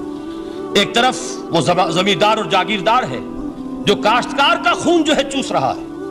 تو یہ انتہا ہے، اور یا یہ ہے کہ اگر ذرا آپ مزدور کو یا اس کارکن کو تھوڑا تحفظ دیجئے تو وہ کام نہیں کرتا۔ ہمارے ہاں پچھلے دور میں یہی ہوا تھا۔ میں یہ بربلا کہتا ہوں، آج بھی آپ کے سامنے کہہ رہا ہوں کہ بھٹو نے واقعہ یہ بہت بڑا کارنامہ سر انجام دیا تھا۔ اس نے مزدور کو ایک سیلف ریسپیکٹ دی تھی، کاشتکار کو اپنی عزت کا احساس دیا تھا کہ میں بھی انسان ہوں، میرے بھی حقوق ہیں، لیکن نتیجہ اس کا نیگیٹو نکلا۔ مزدور نے کام کرنا چھوڑ دیا، معیشت کی گاڑی ختم ہو گئی۔ وہ چیز کہ جو متوازن ہو، جس میں مزدور کو اس کا حق مل رہا ہو اور پسینہ خشک ہونے سے پہلے اس کی جائز مزدوری اس کو مل گئی ہو، جس میں کہ انسان کسی سرمایہ دار کی رعیت بن کر نہ رہ جائے۔ دوسری طرف یہ کہ سرمایہ کے لیے بھی جو اس کا صحیح ہے کہ اس کو انسینٹیو ملے، وہ میدان میں آئے، اس کے اندر رسک لینے کے جو ہے وہ صلاحیت پیدا ہو۔ ان دونوں چیزوں کو کیسے متوازن کیا جائے؟ واقعہ یہ ہے کہ یہ ہے وہ پیچیدہ مسائل جن کا حل قرآن میں ہے۔ ہماری بدقسمتی کیا ہے کہ ہم نے خود ان چیزوں کے لیے دوسروں کے سامنے جھولی پساری ہوئی، ہم دوسروں سے بھیک مانگ رہے ہیں۔ ہمارا حال کیا ہوا تھا اس صدی کے شروع میں؟ مصطفیٰ کمال پاشا نے جب ترکی میں اسلام کے آئلی قوانین بھی منسوخ کیے، نوٹ کیجئے اس کو، یہ اسی صدی کے وہ صدمے ہیں جو ہم نے اٹھائے ہوئے ہیں۔ اور گاہے گاہے باز خواہی قصہ پاری نہ رہا، تازہ خواہی داشتن گر داغ ہائے سی نہ رہا۔ اس صدی میں کیا نہیں ہوا؟ عربوں کی ریوولٹ ترکوں کے خلاف، ان کے پیٹھ میں جو خنجر گھونپا، اور ایک انگریز، ایک کرنل لارنس کی وہ ساری شرارت، اس کے نتیجے میں ایک عظیم مملکت عثمانیہ، سلطنت عثمانیہ، دی گریٹ آٹومان امپائر، اس کے چیتڑے اڑ گئے۔ اور اس کے بعد وعدے کیے تھے عربوں سے کہ ہم تمہیں حکومت دیں گے۔ ہوا کیا کہ ان کے چھوٹے چھوٹے ٹکڑے کیے اور تقسیم کر لیے۔ مغربی سامراج کا دور شروع ہو گیا۔ اس کا ایک رد عمل مصطفیٰ کمال پر اس درجے شدید ہوا، اس نے ہر چیز جس کا تعلق عربوں سے تھا اس کو ختم کر دیا، ملک بدر کر دیا۔ عربی میں اذان نہیں ہوگی، عربی میں نماز نہیں پڑھی جائے گی، اور اسی کے ضمن میں یہاں تک گیا کہ فیملی لاز بھی رومن لاز جو ہے وہ نافذ کیے۔ تو یورپ کے اخبارات نے اس وقت یہ طنز کیا تھا مسلمانوں پر، یہ مسلمان عجیب قوم ہے، کہتے یہ ہے کہ ہمارے پاس دنیا کا بہترین ضابطہ ہے، بہترین قانون ہے، ہمارے قانون سے بہتر کسی کا قانون نہیں، اور حال یہ ہے کہ فیملی لاز کے لیے بھی یہ ہم سے بھیک مانگ رہے ہیں، ہم سے وہ قوانین لے کر اپنے ہاں نافذ کر رہے ہیں۔ آج بدقسمتی سے اکثر و بیشتر مسلمان ممالک کا حال یہی ہے، آج ہم ان سے بھیک مانگ رہے ہیں، کہیں جمہوریت کی بھیک ہے، کہیں سوشلزم کی بھیک ہے، کہیں کسی اور سماجی نظام کی بھیک ہے، کہیں مرد اور عورت کی کامل مساوات کا ایک نظریہ ہے، شانہ بشانہ چلنے والا فلسفہ ہے، جو خالص مغرب کی تہذیب کی ایک بھیک ہے جو مانگی جا رہی ہے۔ کاش کہ آج قرآن کے اس اصل اعجاز کی طرف، جو اس کا اصل معجزہ اس دور کے لیے، میں نے عرض کیا کہ اعجاز قرآنی کا وہ معجزہ کہ وہ فصاحت اور بلاغت کی معراج ہے، وہ یا تو اپریشیٹ کر سکتے ہیں اہل عرب، اور اہل عرب میں سے بھی حقیقت میں وہ جو قدیم جاہلی شاعری کے جاننے والے ہیں جو بہت کم رہ گئے، اب وہ جان سکتے ہیں کہ جب قرآن نازل ہوا تو کیوں زبانیں گنگ ہو گئی تھیں، کیوں کوئی ایک شخص جھوٹ موٹ کو بھی مدعی بن کر نہیں آ سکا کہ یہ میں نے قرآن کی جیسی ایک کتاب یا قرآن جیسی ایک سورت یا قرآن کی طرح کے چند جملے میں نے موضوع کر دیے ہیں۔ لیکن دوسرا پہلو ہے فکر اور فلسفہ، اس کے اعتبار سے جس کا سب سے بڑا ثبوت اس دور میں علامہ اقبال، اور تیسرا پہلو ہے Islamic social sciences, political science, economics, sociology. اس میں جو کچھ قرآن نے دیا ہے، جو آج بھی انسان کی رہنمائی کے لیے بہترین نظام ہے، اس نظام کو ہم سمجھے، اسے دنیا کے سامنے پیش کریں، تب در حقیقت قرآن مجید کا اعجاز سامنے آئے۔ یہ دو پہلو تو میں نے وہ عرض کیے ہیں کہ جو کسی غیر مسلم کو بھی نظر آئیں گے۔ قرآن کا پریزروڈ ہونا، اس کی انٹیگریٹی، اوتھینٹسٹی، یہ چیزیں وہ ہے کہ جو سب نے مانی۔ قرآن کے ذریعے تاریخ انسانی کا عظیم ترین انقلاب برپا ہونا، یہ وہ بات ہے کہ جو کسی اندھے کو بھی دیکھنی پڑتی ہے۔ اس حقیقت کا اعتراف دشمن کو بھی کرنا پڑتا۔ میں یاد دلا دوں آپ کو، ایچ جی ویلز، آپ نے نام سنا ہوگا، سائنٹیفک فکشن میں اس کا بڑا اونچا مقام ہے، لیکن اس نے تاریخ نسل انسانی پر بھی دو کتابیں لکھی، a short history of the world اور a concise history of the world. Concise history of the world میں وہ شخص حضور کے ذکر پر جب آتا ہے تو میں صرف ذکر کر رہا ہوں، نقل کفر نہ باشد، اس نے حضور کی شخصیت پر بڑے رقیق حملے کیے ہیں، بڑے گھٹیا حملے کیے۔ حضور کی خاص طور پر تعدد ازدواج کا جو معاملہ ہے، یہ کڑوی گولی ان کے حلق سے اتر نہیں سکتی، اس لیے کہ ان کا آئیڈیل ہے حضرت مسیح اور حضرت یحییٰ، جان دی بیپٹسٹ اینڈ جیسس آف نازارت۔ ان دونوں نے ایک شادی بھی نہیں کی، تجرد کی زندگی بسر کی، لہذا ایک شادی بھی ان کے نزدیک گھٹیا فعل ہے۔ تو حضور نے تو کی ہیں 11 شادیاں، 11 نکاح آپ کے۔ یہ جو کڑوی گولی ہے یہ ان کے حلق سے نیچے نہیں اترتی، اس لیے میں انہیں معذور سمجھتا ہوں۔ تو اس نے اس پہلو سے تو بڑے حملے کیے، لیکن خطبہ حجۃ الوداع کے وہ جملے جو ہے تاریخی، پورے کے پورے اس نے کوٹ کیے، لا فصل لعربی علی عجمی ولا لعجمی علی عربی ولا لأحمر علی اسود ولا لأسود علی احمر الا بالتقوی کلکم بنو آدم وآدم من تراب۔ کسی عرب کو کسی عجمی پر کوئی فضیلت نہیں، کسی عجمی کو کسی عرب پر کوئی فضیلت نہیں، کسی گورے کو کسی کالے پر کوئی فضیلت نہیں، کسی کالے کو کسی گورے پر کوئی فضیلت نہیں سوائے تقوی کے۔ تم سب کے سب آدم کی اولاد ہو اور آدم مٹی سے بنائے گئے تھے۔ یہ الفاظ لکھ کر کہتا ہے کہ جہاں تک human fraternity, equality and freedom, 3 الفاظ نوٹ کیجئے، انسانی حریت، انسانی مساوات، انسانی اخوت، کہتا ہے جہاں تک ان 3 چیزوں کے واز ہیں، سرمنز کا تعلق ہے، وہ تو دنیا میں پہلے بھی بہت کہے گئے۔ عیسائی ہونے کے باوجود خاص طور پر نام لیتا ہے جیسس آف نازارت۔ سرمنز تو حضرت مسیح کے ہاں بھی بہت مل جائیں گے کہ تمام انسان برابر ہیں، سب کو بھائی بھائی ہونا چاہیے، سب انسان آزاد ہیں، تمیز بندہ و آقا فساد آدمیت ہے۔ لیکن وہ کہتا ہے کہ یہ ماننا پڑتا ہے تاریخ انسانی میں پہلی مرتبہ ان اصولوں پر ایک انسانی معاشرہ قائم کیا محمد نے صلی اللہ علیہ وسلم۔ یعنی حضور کے ساتھ یہ معاملہ ایمپٹی سلوگنز کا نہیں ہے، یہ صرف واز نہیں ہے، یہ صرف سرمنز نہیں ہیں، یہ ایمپٹی سلوگنز نہیں ہیں. He translated these things into actuality. ایک حقیقت، ایک واقعہ کی شکل دی ہے محمد نے صلی اللہ علیہ وسلم. وہ معاشرہ پیدا کیا جس میں انسانی اخوت، انسانی مساوات اور انسانی حریت، یہ تینوں اقدار بتمام و کمال موجود تھی. یہی وجہ ہے اس صدی میں نوٹ کیجئے، گاندھی جی، موہن داس کرم چند گاندھی، جس کو آج پوری دنیا میں تسلیم کیا جاتا ہے، عالم عرب میں بھی مہاتما گاندھی کی بڑی عزت ہے.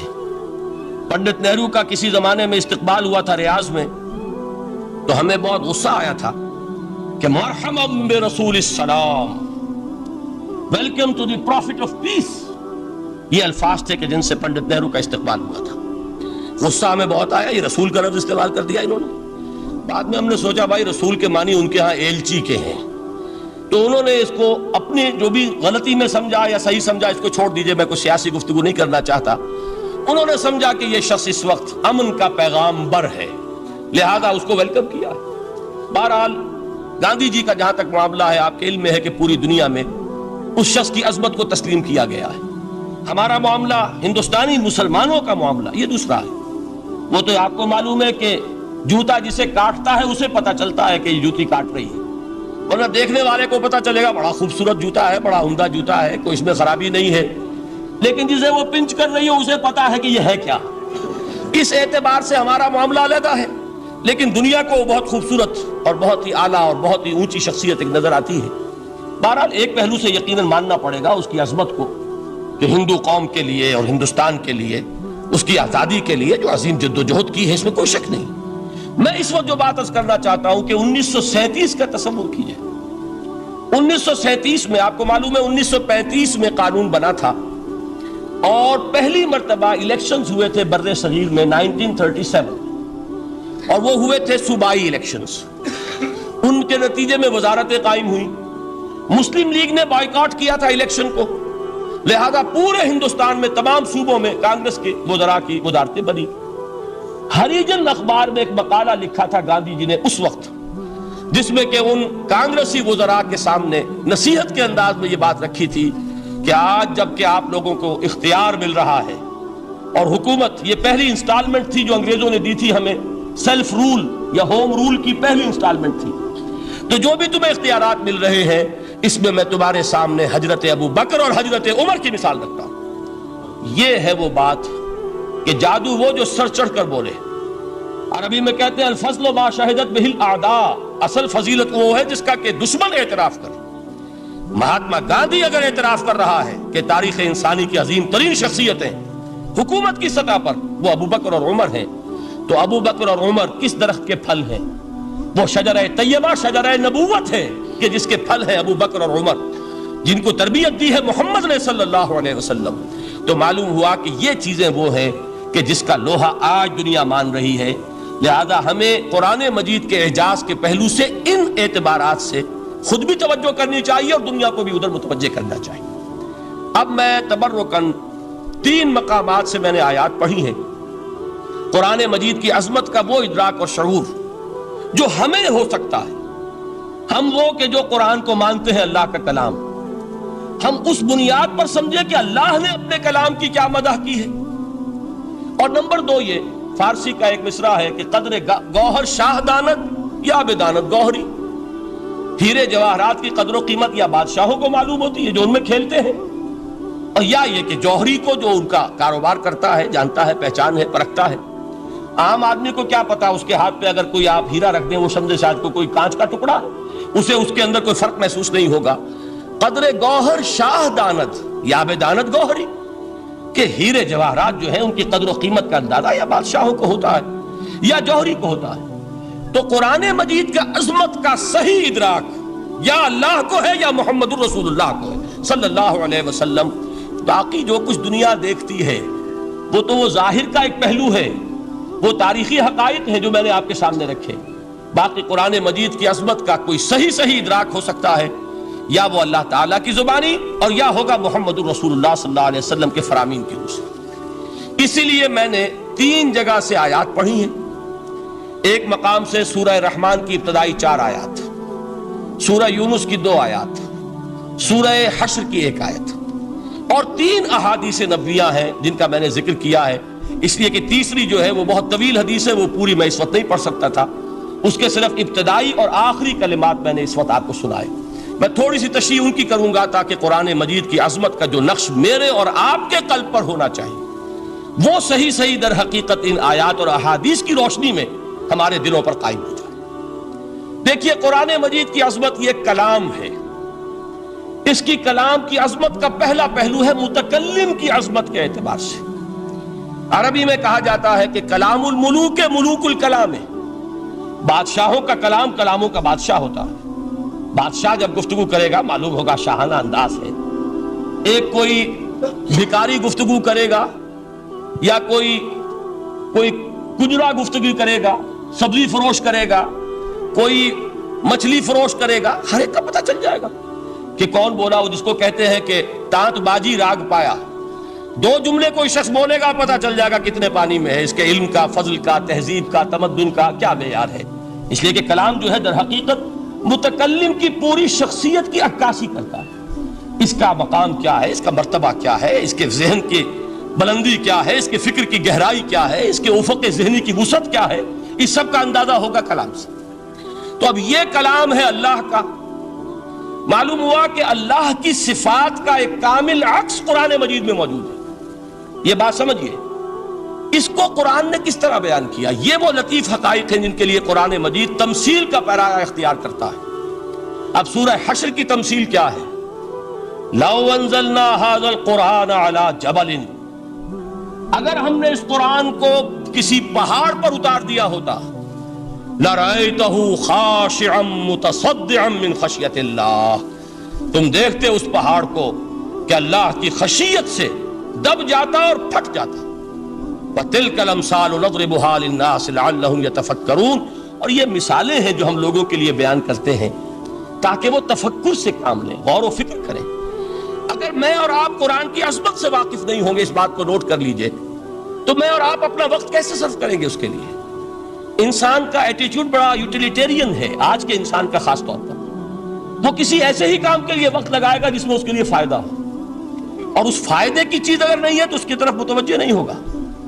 اگر قرآن مجید کی عظمت کا ہمیں ادراک ہو جائے تو ہم اپنا پورا وقت اس کے لیے وقف کر دیں گے، اس کو سمجھیں گے، اس کی گہرائیوں میں غوطہ زنی کریں گے، جیسے اقبال نے کہا کہ قرآن میں ہو غوطہ زن اے مرد مسلمان۔ لیکن اگر یہ کہ اس کی عظمت کا ادراک نہ ہوا تو بس یہ کہ کبھی اتفاق ہو گیا کہ کھول لیا اور اس کو پڑھ لیا، پڑھ بھی لیا بغیر سمجھے، اور اس کا ثواب کسی اور کو پہنچا دیا، وہ آج حصول ثواب بھی نہیں رہا، ایصال ثواب ہی رہ گیا ہے۔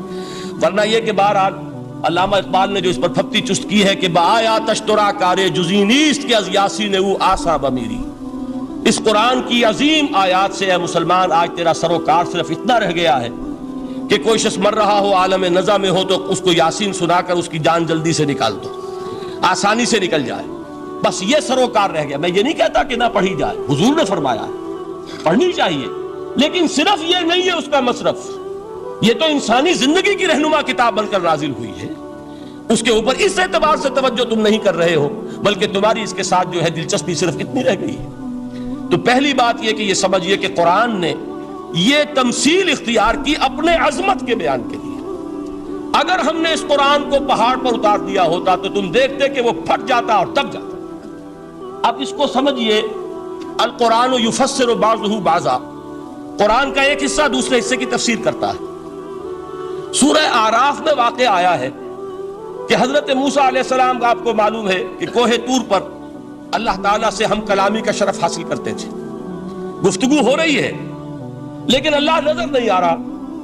اب اس کو اپنے اوپر طاری کیجئے کہ صاف سامنے آتے بھی نہیں، صاف چھپتے بھی نہیں۔ یہ جو صورتحال تھی کہ اگر کسی کی آپ آواز سن رہے ہیں، کلام سن رہے ہیں، سامنے نہیں آ رہا، تو آپ کے دل میں خواہش پیدا ہوگی کہ ذرا سا یہ پردہ بھی اٹھا دیا جائے، مجھے دیدار بھی حاصل ہو جائے۔ لہذا سورہ اعراف میں ہے جب کئی بار یہ شرف ہم کلامی حاصل ہوا اللہ سے، تو حضرت موسیٰ علیہ السلام نے بڑی ہمت سے کام لیا، بڑی جرت کی، درخواست کر دی، رب ارینی انظر الیک، یہ جو پردہ بیچ میں حائل کیا ہوا ہے پروردگار، تو میرا شوق دیکھ، میرا اشتیاق دیکھ، تو مجھے ذرا دیدار بھی عطا ہو جائے۔ اس پر کیا بات کہی گئی؟ لن ترانی، موسیٰ تم مجھے ہرگز نہیں دیکھ سکتے، تم اس جسد ظاہری کے ساتھ، اس جسد مادی کے ساتھ، ان عنصری آنکھوں سے میرا دیدار نہیں کر سکتے۔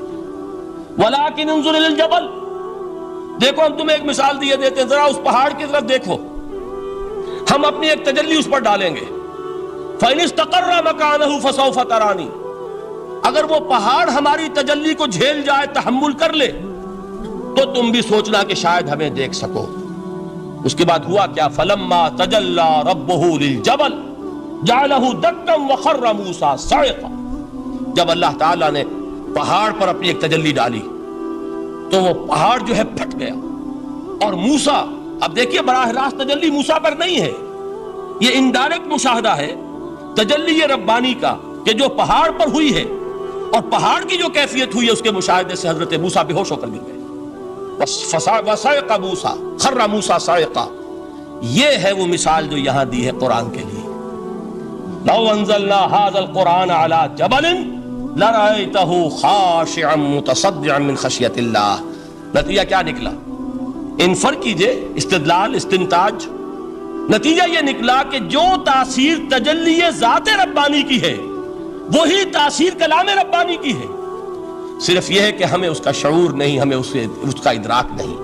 یہ بالکل ذات کی تجلی کی جو تاثیر تھی وہی قرآن خود بیان کر رہا ہے کہ اس کلام ربانی کی بھی۔ اس کو بھی علامہ اقبال نے خوب کہا ہے، فاش گویم آنچ در دل مزمرست، صاف کہہ دیتا ہوں جو کچھ میرے دل میں ہے، این کتابیں نیست چیزیں دیگرست، اسے کتاب نہ سمجھ بیٹھنا قرآن کو، یہ کتاب نہیں ہے، کچھ اور ہے۔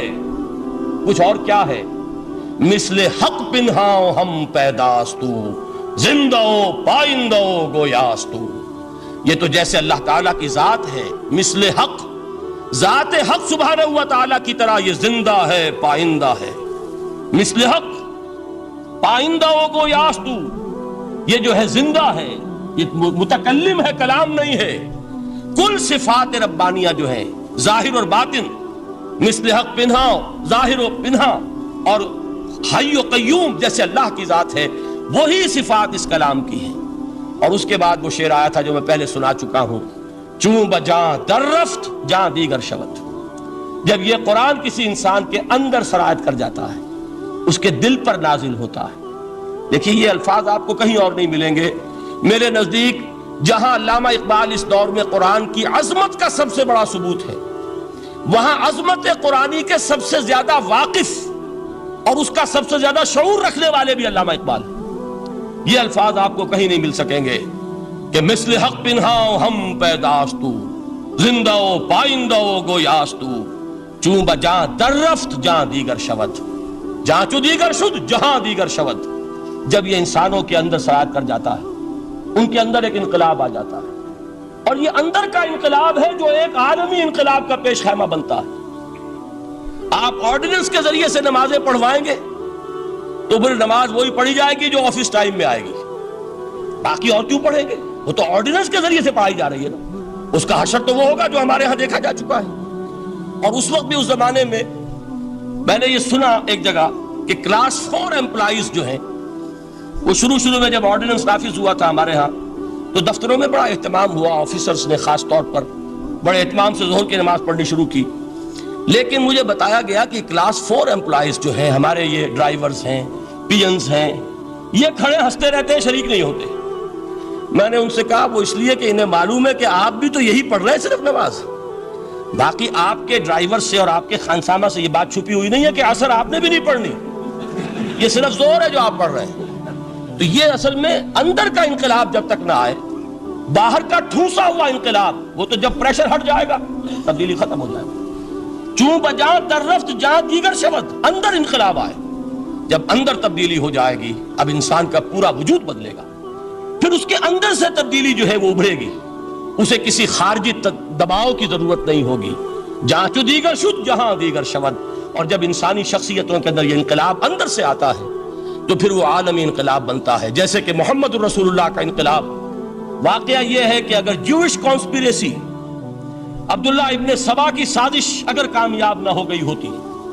اور مسلمانوں کے اندر آپس کا اختلاف اور سر پھٹول نہ ہو جاتا، جو حضرت عثمان کی شہادت، پھر حضرت علی کی شہادت رضی اللہ تعالی عنہما، اور حضرت علی کی دوران خلافت یہ آپس کے جو جنگیں ہوئی، جنگ جمل، جنگ صفین، جنگ نہروان، اگر یہ نہ ہوئی ہوتی تو جس سپیڈ کے ساتھ اور رفتار کے ساتھ انقلاب محمدی کی توسیع ہو رہی تھی علی صاحب الصلاۃ والسلام، کوئی طاقت دنیا میں نہیں تھی۔ اقبال نے اس کا بھی نقشہ کھینچا ہے کہ تھمتا نہ تھا کسی سے سیل رواں ہمارا، وہ سیل رواں تھا، کوئی روکنے والا نہیں تھا۔ انٹرنل سیبوٹاج وہ ہے کہ جس نے اس انقلاب کا راستہ روکا ہے۔ تو واقعہ یہ ہے کہ وہ اندرونی انقلاب حضور نے برپا کیا قرآن کے ذریعے صحابہ میں، اندر سے جو انقلاب تھا اس نے عرب میں ایک انقلاب کی شکل اختیار کی، اور یہ انقلاب جو ہے اتنی اپنے اندر قوت رکھتا تھا، اتنی پوٹینشیلٹی تھی اس کی کہ وہ 20 برس کے اندر کہاں آکسس دریائے جیہوں، کہاں اٹلانٹک، تصور تو کی تاریخ میں اس سے پہلے اتنی بڑی کوئی مملکت قائم ہوئی نہیں، کہاں یمن اور کہاں ایشیا کوچک، ایشیا مائنر ٹرکی، یہاں سے وہاں اور وہاں سے یہاں، اتنی عظیم مملکت حضرت عثمان رضی اللہ تعالیٰ عنہ کے خلافت میں ہو چکی تھی۔ یہ بات اگر یہ چلتا معاملہ آگے تو کوئی قوت اب نہیں رہی تھی، سلطنت روما ختم ہو چکی تھی، سلطنت کسریٰ ختم ہو چکی تھی، بخشتے اڑ گئے تھے، اب کون سی طاقت رہ گئی تھی جو شراب کا راستہ روکتی؟ یہ وہ یہودی سازش ہے جس نے اندر سے سیبوٹاج کیا۔ بہرحال یہ ہے انقلاب محمدی کا طریقہ، اندر سے تبدیلی۔ اسی کو علامہ اقبال نے کہا ہے، تیرے ضمیر پہ جب تک نہ ہو نزول کتاب، گرہ کشا ہے نہ راضی نہ صاحب کشاف۔ یہ قرآن اب بھی تم ایسے محسوس کرو کہ جیسے تمہارے دل پر نازل ہو رہا ہے۔ اور مجھے یاد آیا امام ابن قیم رحمۃ اللہ علیہ، ان کا ایک بڑا پیارا جملہ ہے، وہ کہتے ہیں قرآن کے بعض پڑھنے والے ایسے ہیں کہ جب وہ قرآن کو پڑھتے ہیں تو یوں محسوس کرتے ہیں کہ قرآن مصحف میں لکھا ہوا نہیں ہے، ان کے اپنے دل کے اوپر کندہ ہے، دل کے اوپر سے پڑھ رہے ہیں، یعنی اتنی کامل مطابقت وہ محسوس کرتے ہیں، اپنی فطرت، ہیومن نیچر اور قرآن کے اندر اتنی مطابقت ہے، اس طرح وہ ٹیلی کرتے ہیں ایک دوسرے کے ساتھ کہ محسوس ہوتا ہے کہ وہ کتاب ان صفحات میں لکھی ہوئی نہیں ہے بلکہ لوح قلب پر لکھی ہوئی ہے کہ جہاں سے وہ انسان اسے پڑھ رہا ہے۔ تو پہلی بات تو قرآن مجید کی آیت کے حوالے سے اس پہلو سے ہمارے سامنے آئی کہ جو تاثیر ہے ذات ربانی کی تجلی کی، وہی تاثیر ہے اس قرآن مجید کی، بشرطے کہ ہمارے دل جو ہیں وہ کچھ اپنے اندر اس استعداد اور صلاحیت کو پیدا کر لیں۔ دوسرا مقام ہے سورہ یونس کا۔ اب کسی کلام کی عظمت کا دوسرا پہلو ہو سکتا ہے اس کی افادیت کے اعتبار سے، اس سے فائدہ کیا ہوگا نوع انسانی کے لیے۔ دیکھیے 2 آیات، یہ عظیم خزانے ہیں عظمت قرآن کے۔ سورہ یونس میں یا ایھا الناس، اے لوگو، قد جاءتکم موعظۃ من ربکم وشفاء لما فی الصدور وہدی ورحمۃ للمؤمنین۔ 4 الفاظ نوٹ کر لیجئے۔ اے لوگو، آ گئی ہے تمہارے پاس وہ چیز تمہارے رب کی طرف سے جو موعظہ ہے۔ موعظہ کسے کہتے ہیں؟ نصیحت۔ اس بات کو ذرا سمجھ لیجئے ترتیب کیا ہے۔ نصیحت اسے کہتے ہیں، جی رہا نہیں جا رہا، میں نے اس کی ترتیب بدلی ہوئی ہے۔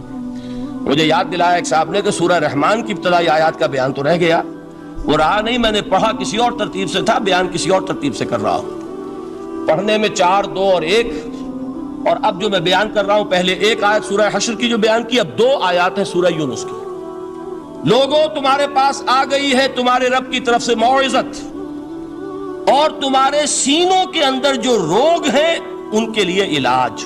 توجہ کیجئے گا، ہم نے قرآن کو کیا سمجھا ہے؟ صرف ایک مقدس کتاب، ایک حصول ثواب یا ایصال ثواب کا آلہ۔ قرآن ہے کیا؟ نمبر 1 موعظہ۔ موعظہ کسے کہتے ہیں؟ وعظ اسے کہتے ہیں وہ بات جس سے دل نرم ہو جائے، دل کے اندر گداز پیدا کرنے والی شے۔ وجہ کیا ہے؟ اعلیٰ سے اعلیٰ حکیمانہ بات کسی سے کہی جائے، دل سخت ہے، اثر نہیں ہوگا، ایک کرسٹ آ جاتا ہے انسان کے دل کے اوپر۔ جیسے کہ یہود کے علماء کے بارے میں فرمایا گیا، ثم قست قلوبکم فہی کالحجارۃ او اشد قسوۃ وان من الحجارۃ لما يتفجر منه الانہار وان منها لما يهبط من خشیۃ اللہ وان منها لما يشقق فيخرج منه الماء۔ اے لوگوں، پھر تمہارے دل سخت ہوتے چلے گئے، پھر وہ پتھروں کے مانند سخت ہو گئے، بلکہ ان سے بھی زیادہ سخت، اس لیے کہ پتھروں میں تو وہ بھی ہوتے ہیں کہ جو اللہ کے خوف سے گر جاتے ہیں، پتھروں میں وہ بھی ہوتے ہیں کہ جو اللہ کی خشیت سے پھٹ جاتے ہیں، ان میں سے پانی بہ نکلتا ہے۔ پتھر تو اس طرح کے ہیں، لیکن انسان کا دل جب سخت ہو جائے، جب پتھر بن جائے، تو کوئی شے دنیا کی اس کی سختی کا مقابلہ نہیں کر سکتی۔ پہلے اس سختی کو نرم کریں گے، جیسے زمین ہے چٹیل زمین، اس زمین کے اندر ہل چلے گا تو بارش جو ہے فائدہ دے گی، اس کو آپ زمین کو نرم کرتے ہیں تاکہ وہ بارش کو جذب کرے، ورنہ چٹیل زمین ہے سخت، وہ پانی بہ جائے گا اور وہ زمین کے اندر جذب نہیں ہوگا۔ تو پہلا لفظ استعمال کیا موعظہ، یہ قرآن واعظ ہے، نصیحت ہے، دلوں کو نرم کرتا ہے، دلوں پر جو کرسٹ آ گیا ہے سخت اسے توڑتا ہے، اس میں ہل چلاتا ہے۔ پھر کیا کرتا ہے؟ پھر جب یہ جذب ہوتا ہے، شفاء لما فی الصدور، جو سینے کے روگ ہیں ان کے لیے شفا ہے۔ اب آپ غور کیجئے گا، علامہ اقبال نے انہی دو اعتبارات سے مسلمانوں کا مرثیہ کہا ہے کہ مسلمانوں نے اس قرآن کو نہ موعظہ کے لیے استعمال کیا اور نہ تزکیہ نفس کے لیے استعمال کیا، بلکہ اس کو تو صرف بنا لیا ہے وہ جان آسانی سے نکالنے کا نسخہ یا ایصال ثواب کا آلہ۔ چنانچہ کہتے ہیں واعظ کے لیے واعظ دستاں زن و افسانہ بند، واعظ جو ہے ہمارے داستانے کہتے ہیں، افسانے کہتے ہیں، قصے کہتے ہیں، لطیفے کہتے ہیں، معنی او پست و حرف او بلند، اس کے بیان میں معنی تو ہوتے ہیں بہت ہی گھٹیا، نیچے کے پست، الفاظ کا شکو ہوتا ہے، الفاظ بہت اونچے ہوتے ہیں۔ از خطیب و دل میں گفتارے او با ضعیف و شاذ و مرسل کارے او، سارا واعظ و نصیحت جو ہو رہا ہے وہ ضعیف حدیثوں کے ذریعے سے، ضعیف روایات بخاری کی ہو، مسلم کی ہو، ترمذی کی ہو، ابن ماجہ کی ہو، کہاں خطیب بغدادی اور دیلمی وہ کتابیں کہ جن کی کوئی سند نہیں ہے، وہاں کی روایات کے ذریعے سے لوگوں کو تذکیر کرنے کی کوشش کر رہے ہیں۔ با ضعیف و شاذ و مرسل کارے او، ضعیف روایات، شاذ روایات، مرسل روایات، جن کا سلسلہ روایت محمد الرسول اللہ تک متصل نہیں ہے، اس کے ذریعے سے کر رہے ہیں، حالانکہ موعظہ، سب سے بڑا موعظہ یہ قرآن تھا۔ قرآن کہتا ہے خود فذکر بالقرآن من یخاف وعید، اے محمد صلی اللہ علیہ وسلم آپ اس قرآن کے ذریعے نصیحت کیجئے، یہ قرآن ہے جو دلوں کی سختی کو ختم کرے گا، گداز پیدا کرے گا۔ دوسری طرف علامہ اقبال کیا کہتے ہیں کہ جہاں تک ہمارے ہاں جو بھی تصوف کے معروف حلقے ہیں، صوفیاء حق کی بات نہیں کہہ رہا، وہاں قوالی ہو رہی ہوگی تو حال آ جائے گا، صوفی پشمینہ پوشے حال مست، از شراب نغمہ قوال مست، قوال سے جو کچھ مل رہا ہے، حال آ رہا ہے، مستی آ رہی ہے، کیف اور سرور حاصل ہو گیا ہے، صوفی پشمینہ پوشے حال مست، از شراب نغمہ قوال مست۔ لیکن یہ کہ اس کی محفل میں در نمی سازد بقرآن محفلش، اس کی محفل میں قرآن کا کہیں گزر نہیں ہے، جبکہ محمد الرسول اللہ صلی اللہ علیہ وسلم کی بھی ایک محفل ہوتی تھی، محفل سماع۔ وہ محفل سماع کیا تھی؟ حضور صحابہ سے فرمائش کر کر کے قرآن سنتے تھے۔ حضرت عبداللہ ابن مسعود رضی اللہ تعالیٰ عنہ کی روایت موجود ہے کہ مجھے ایک مرتبہ حکم دیا حضور نے کہ قرآن سناؤ۔ میں نے عرض کیا حضور آپ کو سناؤں؟ آپ پر تو نازل ہوا ہے۔ تو حضور نے فرمایا نہیں، مجھے کسی اور سے سن کر کچھ اور لطف حاصل ہوتا ہے۔ اب امتثال امر میں حضرت عبداللہ ابن مسعود رضی اللہ تعالیٰ عنہ نے سورہ نساء پڑھنی شروع کی۔ 41ویں آیت پر پہنچے، چشم تصور سے دیکھیے کہ حضور بھی تشریف فرما ہے، صحابہ کرام کی محفل ہے، اور صحابہ کیسے بیٹھا کرتے تھے ادب کے ساتھ۔ ایک روایت میں الفاظ آئے ایسے بیٹھتے تھے ساکت و صامت ہو کر، بالکل خاموش، سکون، ساکن اور ساکت اور صامت، کہ جیسے ان کے سروں پر پرندے بیٹھے ہیں کہ ذرا جنبش کریں گے تو پرندہ اڑ جائے گا، اس ادب کے ساتھ۔ تو وہ محفل جو ہے حضور صلی اللہ علیہ وسلم کی، اور ایک صحابی حضرت عبداللہ ابن مسعود گردن نیچی کیے ہوئے ہیں اور قرآن پڑھتے چلے جا رہے ہیں۔ جب اس آیت پر پہنچے فَكَيْفَ إِذَا جِئْنَا مِن كُلِّ أُمَّةٍ بِشَهِيدٍ وَجِئْنَا بِكَ عَلَىٰ هَٰؤُلَاءِ شَهِيدًا، کیا ہوگا اس دن جس دن کہ ہم ہر امت پر ایک گواہ کھڑا کریں گے، اور اے نبی آپ کو گواہ بنا کر لائیں گے ان کے خلاف، آپ کو یہ ٹیسٹیفائی کرنا ہوگا کہ اللہ تیرا جو کلام میرے پاس آیا تھا میں نے پہنچا دیا تھا، اب ان کی ذمہ داری ہے، they are accountable, they are responsible۔ اس پر حضور نے فوراً فرمایا حسبک حسبک، بس کرو بس کرو۔ اور حضرت عبداللہ ابن مسعود فرماتے ہیں کہ میں نے جب نگاہ اٹھا کر دیکھا، حضور کے آنکھوں سے آنسو روا تھے۔ یہ ہے سماع، یہ محفل سماع ہے، کاش کہ اللہ تعالی ہمیں اس کی توفیق عطا فرمائے۔ یہ ہے مسنون محفل سماع، اس قرآن کے اندر وہ گداز ہے۔ آیا کہ نہیں ساتویں پارے کے بالکل آغاز میں وَإِذَا سَمِعُوا مَا أُنزِلَ إِلَى الرَّسُولِ تَرَىٰ أَعْيُنَهُمْ تَفِيضُ مِنَ الدَّمْعِ مِمَّا عَرَفُوا مِنَ الْحَقِّ يَقُولُونَ رَبَّنَا آمَنَّا فَاكْتُبْنَا مَعَ الشَّاهِدِينَ۔ تو یہ ہے دوسری چیز کہ در حقیقت تزکیہ نفس کا ذریعہ یہ قرآن ہے۔ سینوں میں جو روگ ہیں، حب دنیا، حب مال، حب شہرت، حب اقتدار، جس کو کہ ایڈلر کہتا ہے دی ارج ٹو ڈومینیٹ، میرا غلبہ ہو، میرا تسلط ہو، میں نمایاں ہو جاؤں، میری حکومت بن جائے، اختیار میرے ہاتھ میں آ جائے، دی ارج ٹو ڈومینیٹ۔ یہ ساری ارجز ہیں ہماری در حقیقت جس سے فساد رونما ہے۔ یہ حب مال ہے جس کی وجہ سے ہمارے اندر تنافس ہے۔ الہاکم التکاثر حتی زرتم المقابر، یہ کثرت اور بہتات کی طلب تمہیں غافل کیے رکھتی ہے یہاں تک کہ قبروں تک جا پہنچتے ہو۔ آنکھ انسان کی کھل نہیں پاتی، جس کے پاس 10 نسلوں کے لیے کھانے کو موجود ہے، اس کی بھی حرص جو ہے اور مزید کا لالچ جو ہے وہ ختم نہیں ہوتا۔ یہ چیزیں ہیں اصل روگ، ان دلوں کے روگوں کا اور سینوں کے اندر کے ان امراض کا علاج قرآن ہے۔ یا ایھا الناس قد جاءتکم موعظۃ من ربکم وشفاء لما فی الصدور۔ اب جب یہ دو چیزیں ہو جائیں گی، اب تیسرا لفظ ہے ہدن۔ ہدایت بیکار ہے جب تک دل میں گداز نہ ہو، ہدایت بیکار ہے جب تک کہ نیت درست نہ ہو۔ کوئی شخص بڑا عالم ہے لیکن اپنے علم کو اس نے ذریعہ بنایا ہے دنیا کمانے کا، تو در حقیقت یہ قرآن اس کے حق میں ہدایت نہیں ہے، اس کے حق میں عذاب خدا بندی کا ذریعہ بن رہا۔ حضور نے خود فرمایا القرآن حجت لک او علیک، یہ قرآن یا تمہارے حق میں حجت ہے یا تمہارے خلاف حجت بنے گا قرآن کے قیامت کے دن۔ اس لیے کہ ایک شخص اس کو دنیا کمانے کا ذریعہ بنا رہا ہے، ایک شخص اس کو شہرت کے حصول کا ذریعہ بنا رہا ہے، ایک شخص علم کو ذریعہ بنا رہا ہے دنیا میں نمایاں ہونے کا، اپنی تعریف کا۔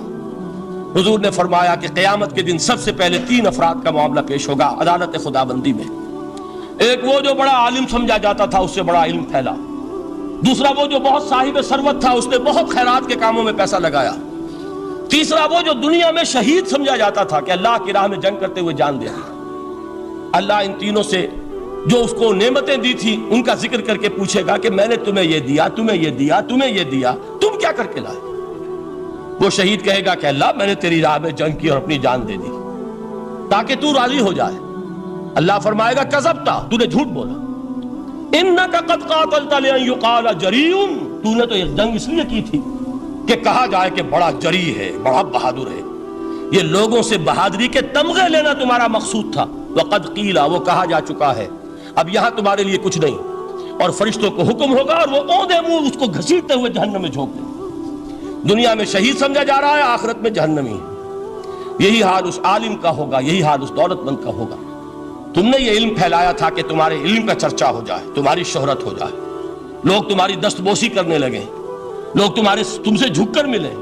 وہ دنیا میں ہو گیا، تمہارا مطلوب مل چکا، تمہارا مقصود حاصل ہو چکا، اب یہاں کچھ نہیں۔ تو جان لیجئے کہ جب تک دلوں کے روگ درست نہ ہوں، علم بیکار ہے، ہدایت قطعاً غیر مفید ہے۔ پہلے دلوں کا کرسٹ اترے، اس کی سختی دور ہو، یہ ہے موعظہ۔ دلوں کے اندر سے حب جاہ، حب دنیا، حب مال نکلے، یہ ہے تزکیہ، شفاء لما فی الصدور۔ اب ہدایت خدا بندی، اب راستہ آپ دیکھیں گے اور اس راستے پر چلیں گے۔ یہ ہدایت جو ہے دنیا میں، یہی آخرت میں رحمت کی شکل میں ظاہر ہوگی۔ جنہوں نے اس قرآن کی ہدایت سے فائدہ اس دنیا میں اٹھایا، آخرت میں رحمت خدا بندی کی بدلیاں ان پر سائے کریں گے۔ ایک حدیث میں تو باقاعدہ الفاظ آئے ہیں کہ سورہ بقرہ اور سورہ آل عمران یہ 2 بدلیوں کی صورت میں ظاہر ہوں گی میدان حشر میں، اور ان لوگوں پر سایہ کریں گی کہ جن کو ان سے بڑی محبت تھی۔ یہ 4 الفاظ نوٹ کر لیجئے اسی ترتیب کے ساتھ۔ یا ایھا الناس قد جاءتکم موعظۃ من ربکم وشفاء لما فی الصدور وہدی ورحمۃ للمؤمنین قل بفضل اللہ وبرحمتہ۔ اے نبی کہہ دیجئے یہ اللہ کا بڑا فضل ہے، لوگوں سمجھو، اس کی بڑی رحمت کا ظہور ہوا ہے اس قرآن کی شکل میں۔ اس کی رحمت کا مظہر اتم قرآن ہے، اس کے فضل کا سب سے بڑا ثبوت قرآن ہے۔ فبذالک فلیفرحوا، اس پر انہیں خوشیاں منانی چاہیے۔ اترانا ہے تو اس پر اترائیں، کہ اتنی بڑی دولت ہمارے پاس ہے، اتنا بڑا احسان ہے جو اللہ نے ہم پر کیا ہے، فَبِذَلِكَ فَلْيَفْرَحُوا هُوَ خَيْرٌ مِّمَّا يَجْمَعُونَ، جو چیزیں یہ جمع کرنے کی فکر کر رہے ہیں ان سے کہیں زیادہ قیمتی یہ قرآن ہے۔ کاش کہ یہ 2 آیات ہی ہمارے قلب کے اوپر یہ کندہ ہو جائیں۔ پہلی بات میں نے عرض کی تھی، اس کا شعور ہر ایک کے لیے ممکن نہیں، اس کا باطن بیدار ہو چکا ہو۔ لو انزلنا هذا القرآن على جبل لرأيته خاشعا متصدعا من خشية اللہ، جن کی ارواح بیدار ہو چکی ہوں وہ قرآن کی اس تاثیر کو محسوس کریں گے۔ لیکن یہ دوسری چیز ہے کہ جو ہمارے لیے پریگمیٹک پہلو سے، عملی اعتبار سے، افادے کے اعتبار سے یہ 4 الفاظ اور رحمت اور فضل خدابندی کا سب سے بڑا مظہر، اور خوشیاں مناؤ کہ اللہ کی یہ نعمت تمہارے پاس موجود ہے۔ اب وہ تیسرا مقام ہے سورہ رحمان کا، بڑی چھوٹی چھوٹی آیات۔ آپ نے سنا ہوگا حضور نے سورہ رحمان کے بارے میں فرمایا ہے، سورۃ الرحمن عروس القرآن، یہ سورہ رحمان جو ہے یہ قرآن کی دلہن ہے۔ جیسے دلہن کو آپ خوشنما لباس پہناتے ہیں، آراستہ پیراستہ اس کو گہنے اور اس کو زیور پہناتے ہیں، تو جس طریقے سے سجاتے ہیں آپ دلہن کو، اللہ تعالیٰ نے ایک سورت قرآن مجید میں یہ ایسی رکھی ہے سورہ رحمان کہ اسے خوب سجایا ہے۔ اس میں الفاظ کا در و بست، اس کا اپنا ایک ڈیوائن میوزک ہے۔ وہ تو اللہ تعالیٰ قراء جو ہے، خاص طور پر مصر کے قراء، اللہ تعالیٰ ان پر رحمت نازل فرمائے، ان کی خطاؤں سے درگزر کرے۔ جس طرح قرآن کے انٹرنسک میوزک کو انہوں نے واضح کیا ہے۔ واقعہ یہ ہے کہ اگر یہ لوگ نہ ہوتے، شیخ عبد الباسط محمد عبد الصمد، شیخ محمود خلیل الحصری، یہ لوگ کہ جنہوں نے قرآن کے اس غنا، میوزک، یہ لفظ جو ہے آپ حیران نہ ہو کہ میں یہ کوئی شاید توہین کر رہا ہوں قرآن کی، حضور نے یہ لفظ استعمال کیا ہے، تغنو، اس قرآن کو اچھی سے اچھی خوشلہانی کے ساتھ پڑھو۔ من لم یتغن بالقرآن فلیس منا، جو قرآن کو بہتر سے بہتر انداز میں، اچھی سے اچھی آواز میں، خوشلہانی کے ساتھ پڑھنے کی کوشش نہیں کرتا، وہ ہم میں سے نہیں ہے۔ بلکہ ایک مرتبہ حضور رات کے وقت آپ گشت پر تھے اپنے ساتھیوں کے حالات معلوم کرنے کے لیے۔ حضرت ابو موسیٰ اشعری رضی اللہ تعالیٰ عنہ ایک صحابی ہیں، ان کے گھر کے پاس سے گزر ہوا، وہ رات کو تہجد پڑھ رہے تھے، کھڑے ہوئے کیف کے عالم میں قرآن تلاوت کر رہے ہیں۔ حضور کو بہت پسند آئی ان کی قرات، کافی دیر تک وہاں کھڑے سنتے رہے۔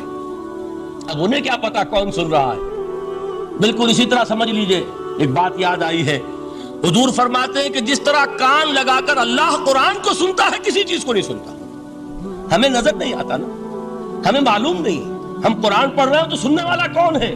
سب سے زیادہ کان لگا کر خود اللہ۔ یہاں اس لیے مجھے یاد آیا کہ ابو موسیٰ اشعری کو کیا پتا تھا کہ کون سن رہا ہے؟ اپنی کیفیت میں نماز میں تہجد میں قرآن کی تلاوت کر رہے تھے، اور ظاہر بات ہے ان کے گھر ایکڑوں میں بنے ہوئے نہیں تھے، ایک ایک کمرہ، ایک ایک کوئی حجرہ، ایسے ہی تو گھر تھے نا صحابہ کے، لہذا حضور پاس سے گزرے، آواز آئی، کافی دیر سنتے رہے۔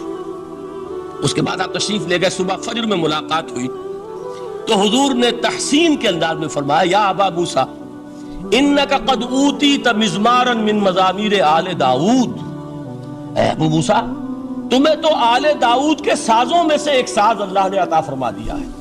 جس طرح حضرت داؤد، لہن داؤدی مشہور ہے کہ جب وہ پچھلے پہر رات کو حمد کے ترانے الاپتے تھے، قرآن میں ہے کہ پرندے شامل ہو جاتے تھے ساتھ، اور پہاڑ وجد میں آتے تھے، پہاڑ بھی ان کے ساتھ شریک ہوتے تھے۔ تو جس طرح کا اللہ نے ان کو لہن عطا فرمایا تھا، حضور نے تحسین کے انداز میں فرمایا ہے ابو موسیٰ اشعری، اللہ نے تمہیں بھی آل داؤد کے سازوں میں سے ایک ساز عطا فرمایا۔ بہرحال قرآن مجید کا جو یہ میوزک ہے، قرآن کے الفاظ کا جو حسن ہے، جہاں تک حسن معنوی ہے وہ تو ہر لفظ میں ہے، لیکن یہ حسن ظاہری، حسن صوتی، حسن لفظی، یہ اپنے کلائمیکس پر آپ کو نظر آئے گا سورہ رحمان میں۔ لیکن قرآن میں یہ سورت اس اعتبار سے بھی ممتاز ہے، اس کی 4 آیات پر ذرا توجہ کریں گے، عجیب حقائق سامنے آئیں گے۔ جہاں یہ قرآن مجید کے حسن صوت اور حسن لفظی کی معراج ہے، وہیں اس کی پہلی 4 آیات میں 4 چوٹی کی چیزوں کا ذکر ہے، سب سے اونچی چیزیں۔ پہلی آیت کیا ہے؟ الرحمن، ایک آیت ہو گئی۔ رحمان کیا ہے؟ اللہ کا نام ہے۔ کبھی آپ نے غور کیا اللہ کے ناموں میں سب سے پیارا نام کون سا ہوگا؟ رحمان۔ کیوں؟ اس کا مادہ کیا ہے؟ رحمت۔ ہمیں سب سے بڑھ کر جس چیز کی ضرورت ہے وہ کیا ہے؟ رحمت خدا بندی۔ नाम अच्छी तरह सुन लीजिए इस हुजूर के कौल को। हुजूर फरमाते कोई शख्स जन्नत में मुजर्रद अपने अमल की बुनियाद पर दाखिल नहीं हो सकेगा जब तक कि रहमत खुदाबंदी दस्तगीरी न करे। किसी सहाबी ने बड़ी हिम्मत और जुर्रत का सबूत दिया कि पूछ लिया, क्या हुजूर आप भी? जब आपने फरमाया कोई शख्स दाखिल नहीं हो सकता जन्नत में महज अपने अमल की बुनियाद पर जब तक कि रहमत खुदाबंदी जो है वो दस्तगीरी न फरमाए। पूछा गया क्या आप भी? आपने फरमाया हाँ मैं भी। आप अंदाजा कीजिए कि अगर मोहम्मदुर रसूलुल्लाह भी रहमत खुदाबंदी के जरूरतमंद हो तो ताबे दीगरा चे रसद हमारी तो सबसे बड़ी जरूरत रहमत खुदाबंदी है। अब ये रहमत जो है कुरान मजीद में अल्लाह ताला की ये शान दो अल्फाज के जरिए से आती है, रहीम और रहमान। और कोई मादा नहीं है जिससे दो नाम बनते हो अल्लाह के, लेकिन यह मादा है वाहिद रहमत का कि जिससे रहमान भी है रहीम भी है।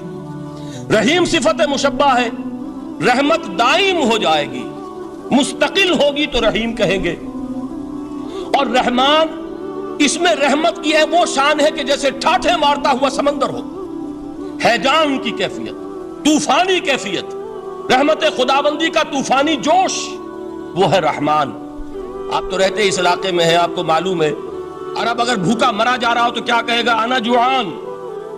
प्यासा मरा जा रहा हो अना अतशान। बहुत गजबनाक होगा गजबान, गजबान आसिफा कुरान में आया है, बहुत गजबनाक। रहमान जिसकी रहमत जो है जोश में है, ठाठे मारते हुए समंदर के मानिंद। तो ये अल्लाह ताला के नामों में सबसे प्यारा नाम। अब आगे चलिए, अर्रहमान अल्लमल कुरान, रहमान ने कुरान सिखाया। रहमत खुदाबंदी का सबसे बड़ा मजहर, रहमान की रहमानियत का सबसे बड़ा मजहर कुरान है। इनमें जो मंतकी रब्त है उसको समझते जाइए। अच्छा आप ये सोचिए, जो इल्म भी इंसान को हासिल हुआ वो किसने दिया? अल्लाह ने। साइंस का इल्म किसने दिया? अल्लाह ने। अल्लमा आदम अल अस्मा कुल्लहा, वो इल्मुल अस्मा जो हजरत आदम को दे दिया गया था अज़ल में, ये उसी का ज़हूर है, ये उसी की एक्सफोलिएशन है जो हो रही है और होती रहेगी अभी। और दूसरे इल्म है वो किसने दिए? अल्लाह ने दिए। ला यहीतूना बिशैइन मिन इल्मिही इल्ला बिमा शा, मखलूक में से कोई अल्लाह के इल्म में से किसी शय का इहाता नहीं कर सकता मगर वो जितना अल्लाह देना चाहे। लेकिन ये कि तमाम उलूम में चोटी का इल्म कुरान। नोट करते जाइए, अब चोटी की चीजें जमा कीजिए। अल्लाह के नामों में चोटी का नाम रहमान। अल्लाह ने जो कुछ इंसान को सिखाया उसमें चोटी का इल्म कुरान। खलक़ल इंसान, इंसान को पैदा फरमाया। सवाल यह कि हैवानात को किसने पैदा फरमाया? आसमान किसने पैदा किए? जमीन किसने पैदा की? फरिश्ते किसने पैदा किए? क्या मतलब खलक़ल इंसान? उसकी तमाम मखलूक़ात में उसका क्लाइमेक्स, उसकी तख्लीक की मेराज, उसके तख्लीक का नुक्ता उरूज इंसान है। यह है कि जो मसजूद मलाइक बना है।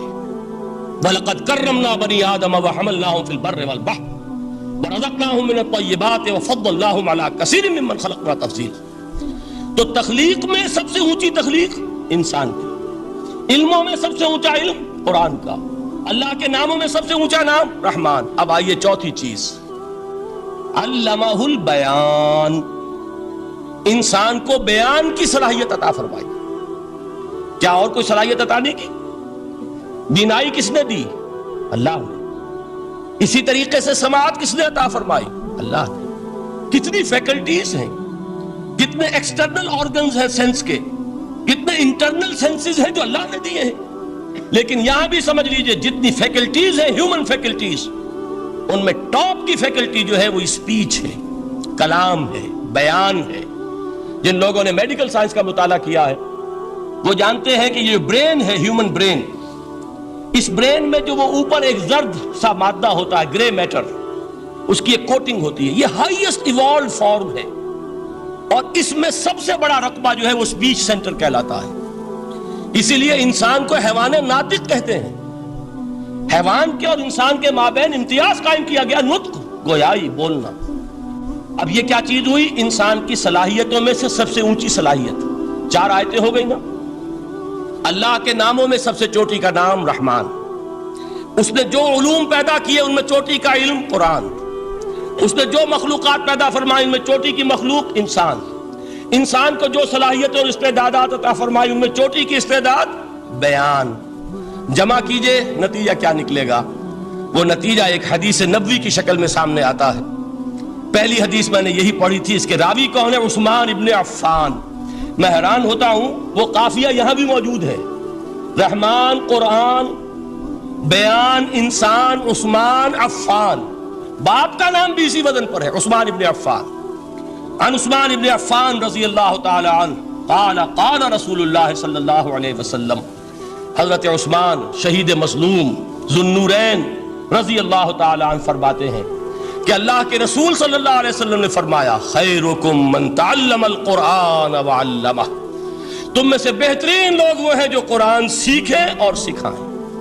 قوت بیان جو تمہاری ٹاپ فیکلٹی ہے، اس کا استعمال کسی گھٹیا کام کے لیے نہیں ہونا چاہیے.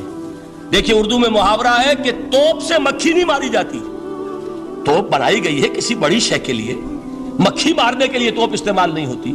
یہ قوت بیان جو ہے، جو ٹاپ موسٹ فیکلٹی ہے ہیومن جو فیکلٹیز ہیں ان میں سے، اس کا استعمال بھی ٹاپ موسٹ ہونا چاہیے. قرآن کو بیان کرو. وہ جیسے کہ علامہ اقبال نے کہا ہے، بلکہ غالباً ان کے قبر پر آس پاس جو اشعار لکھے ہوئے ان میں سے ایک یہ بھی ہے: اگر یک قطرہ خونداری اگر مشتے پرے داری بیابامن تو آموزم طریق شاہ بازی را. اگر تمہارے اندر ایک قطرہ بھی خون کا ہے اور مٹھی بھر بھی پر اگر اللہ نے دیے ہیں تو میرے پاس آؤ کہ میں تمہیں شاہبازی کے طریقے سکھاؤں. اسی طرح جان لیجئے اگر اللہ نے قوت گویائی عطا فرمائی، اگر اللہ نے تمہیں حیوان ناطق بنایا، اگر اللہ تعالیٰ نے تمہیں یہ صلاحیت عطا فرمائی، اس صلاحیت کا مصرف دنیا کو نہ بناؤ، اس صلاحیت کا مصرف اللہ کے کلام کو پھیلانے پر اس کو صرف کرو. خیرکم من تعلم القرآن وعلمہ.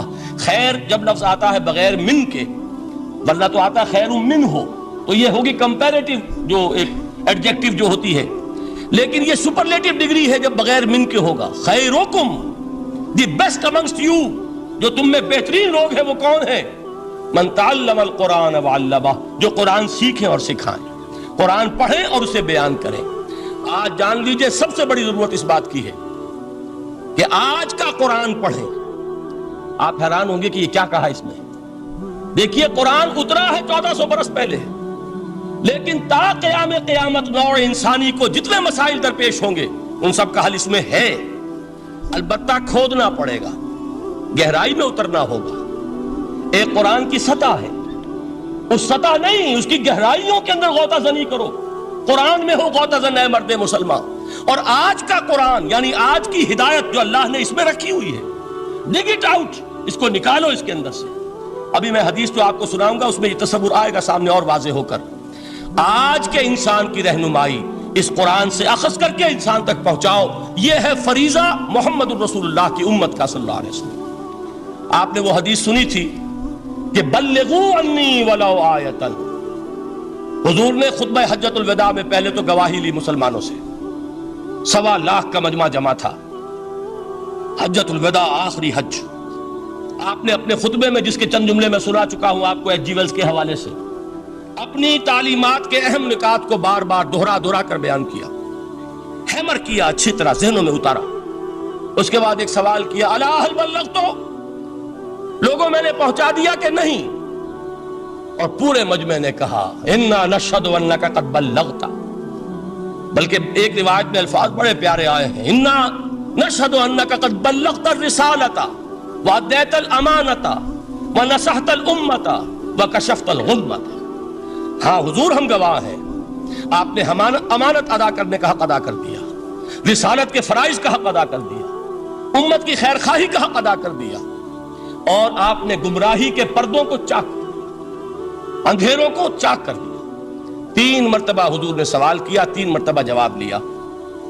پھر آپ نے نگاہ آسمان کی طرف اٹھائی، انگشت شہادت سے 3 مرتبہ اشارہ کیا، اللہم اشہد، اللہم اشہد، اللہم اشہد. اے اللہ تو بھی گواہ ہے، یہ مان رہے ہیں کہ میں نے یہ قرآن ان تک پہنچا دیا. یعنی جسے آپ انگریزی میں کہتے ہیں سائی آف ریلیف، کہ ایک بڑا بھاری بوجھ آ پڑا تھا، بڑی ذمہ داری تھی، انا سنلقی علیک قولا ثقیلا، اے محمد ہم آپ پر ایک بڑی بھاری بات ڈالنے والے ہیں۔ اے اللہ گواہ ہے کہ وہ بوجھ میرے کاندھے سے اتر گیا، یہ تسلیم کر رہے ہیں کہ میں نے حق امانت ادا کر دیا، تیری امانت تھی میرے پاس یہ کلام، اللہ کا یہ پیغام انسانوں کے لیے نازل ہوا محمد پر صلی اللہ علیہ وسلم، تو امانت کا بوجھ کس کے بارے گرا، کس کے کاندھے پر ہے؟ حضور کے۔ اگر ادا نہ کرتے، ابھی وہ آپ نے آیت سنی تھی، یا ایھا النبی بلغ ما انزل الیک من ربک فإن لم تفعل فما بلغت رسالتہ، یا ایھا الرسول، اے رسول صلی اللہ علیہ وسلم پہنچا دیجئے جو کچھ نازل کیا گیا ہے آپ پر آپ کے رب کی طرف سے، اور اگر بالفرض آپ نے ایسا نہ کیا تو امانت کا حق ادا نہیں ہوگا، رسالت کا حق ادا نہیں ہوگا۔ حضور نے پہنچا کر گواہی لے کر جیسے کہ ایک اطمینان کا سانس لیا، اللہم اشہد، اللہ تو بھی گواہ رہے۔ اس کے بعد آپ نے فرمایا تھا وہ چھوٹا سا جملہ جو آپ میں سے ہر شخص بآسانی یاد کر کے اٹھ سکتا ہے، فَلْيُبَلِّغِ الشَّاهِدُ الْغَائِبَ، اب پہنچائیں وہ جو یہاں ہیں ان کو جو یہاں نہیں ہیں، اس لیے کہ میری رسالت پوری نوع انسانی کے لیے، وقت فرصت ہے کہاں، کام ابھی باقی ہے، نور توحید کا اتمام ابھی باقی ہے، ابھی تو ہند تک یہ پیغام جانا ہے، چینیوں تک جانا ہے، ابھی یورپ میں اس پیغام کو پہنچنا ہے، دی اذانیں کبھی یورپ کے کلیساؤں میں، کبھی افریقہ کے تپتے ہوئے صحراؤں میں، یہ کون کرے گا؟ اے امت محمد، یہ ذمہ داری اب تمہاری ہے صلی اللہ علیہ وسلم۔ اسی کو آپ نے مزید تاکیداً فرمایا، بلغوا انی ولو آیۃ، میرا کوئی امتی بھی اس سے بالکل فارغ نہ رہ جائے، بالکل محروم نہ رہے، ایک آیت بھی پہنچا سکتا ہو تو پہنچائے۔ یہ ہے وہ ذمہ داری کہ جو اس حدیث کی روح سے خیرکم من تعلم القرآن وعلمہ، ایک ہوتا ہے ذمہ داری کو ایک بوجھ کی حیثیت سے، ایک فرض کی حیثیت سے بیان کرنا، یہاں ہے تشویق اور ترغیب کا انداز۔ کون نہیں چاہتا کہ میں بہتر سے بہتر کیریئر اختیار کروں؟ کون نہیں چاہتا کہ میری زندگی اعلیٰ سے اعلیٰ ہو؟ کون نہیں چاہتا کہ میرا وقت جو ہے اس کی بڑی سے بڑی قیمت مجھے ملے؟ کاش کہ ہمیں معلوم ہوتا کہ قرآن کا سیکھنا اور سکھانا کتنا اعلیٰ کیریئر ہے، کاش کہ ہمیں معلوم ہوتا کہ قرآن کی تبلیغ اور دعوت، اس میں جو لمحہ گزر رہا ہے وہ کتنا قیمتی ہو گیا ہے، اس کا کتنا بڑا اجر و ثواب اللہ کے ہاں ملنا ہے۔ تو خیرکم من تعلم القرآن وعلمہ، تم میں سے بہترین لوگ وہ ہیں جو قرآن سیکھیں اور سکھائیں۔ دوسری حدیث حضرت عمر سے مروی ہے رضی اللہ تعالیٰ عنہ، یہ پہلی روایت متفق علیہ تھی، بخاری اور مسلم دونوں میں موجود ہے، دوسری روایت صحیح مسلم کی ہے۔ حضرت عمر فرماتے ہیں، قال قال رسول اللہ صلی اللہ علیہ وسلم، ان اللہ یرفع بہذا الکتاب اقواما ویضع بہ آخرین، اللہ اب اس کتاب کے ذریعے قوموں کو اٹھائے گا اور اسی کو ترک کرنے کے باعث رسوا کر دے۔ یہ ہے اب ابد الآباد تک کے لیے، خاص طور پر مسلمانوں کے لیے اللہ تعالیٰ کا یہ قانون، اس کتاب کو لے کر اٹھیں گے سربلند ہوں گے، اس کتاب کو پیٹھ دکھائیں گے ذلیل کر دیے جائیں گے۔ یہ گویا کہ اب امت مسلمہ کی قسمت جو ہے وہ تلے گی اس کتاب کی میزان میں، اسی میں طے ہوگا کہ ان کے لیے عروج ہو یا زوال ہو۔ اسی کو وہ جواب شکوہ میں علامہ اقبال نے سادہ ترین الفاظ میں کہا تھا، وہ زمانے میں معزز تھے مسلمان ہو کر اور تم خار ہوئے تاریک قرآن ہو کر۔ فارسی میں اسی کو مفہوم کو جو ادا کیا ہے جس خوبصورتی سے، اس کا تو جواب نہیں ہے کہ اے مسلمان، خار از مہجوری قرآن شدی، تم جو ذلیل و خار ہو گئے ہو دنیا میں۔ ایک سوال شاعر نے کبھی کیا تھا نا، بڑا پیارا سوال تھا، ہے آج کیوں ذلیل کے کل تک نہ تھی پسند، گستاخی فرشتہ ہماری جناب۔ بڑا پیارا سوال ہے، جواب علامہ اقبال دے رہے ہیں، خار از مہجوری قرآن شدی، قرآن سے لا تعلق ہونے کی بنیاد پر تم ذلیل و رسوا ہوئے۔ شکوہ سنجے گردش دوراں شدی، گردش دوراں اور گردش فلک اور فلک ناہنجار اور فلک کج رفتار، اس کو خامخواہ گالیاں دے رہے ہو، اس کا خامخواہ شکوہ کر رہے ہو، شکایت کر رہے ہو، یہ تو اے باد صبائی ہما آوردہ تست، یہ تمہارے اپنے کرتوتوں کا کی صدا ہے جو تمہیں مل رہی ہے۔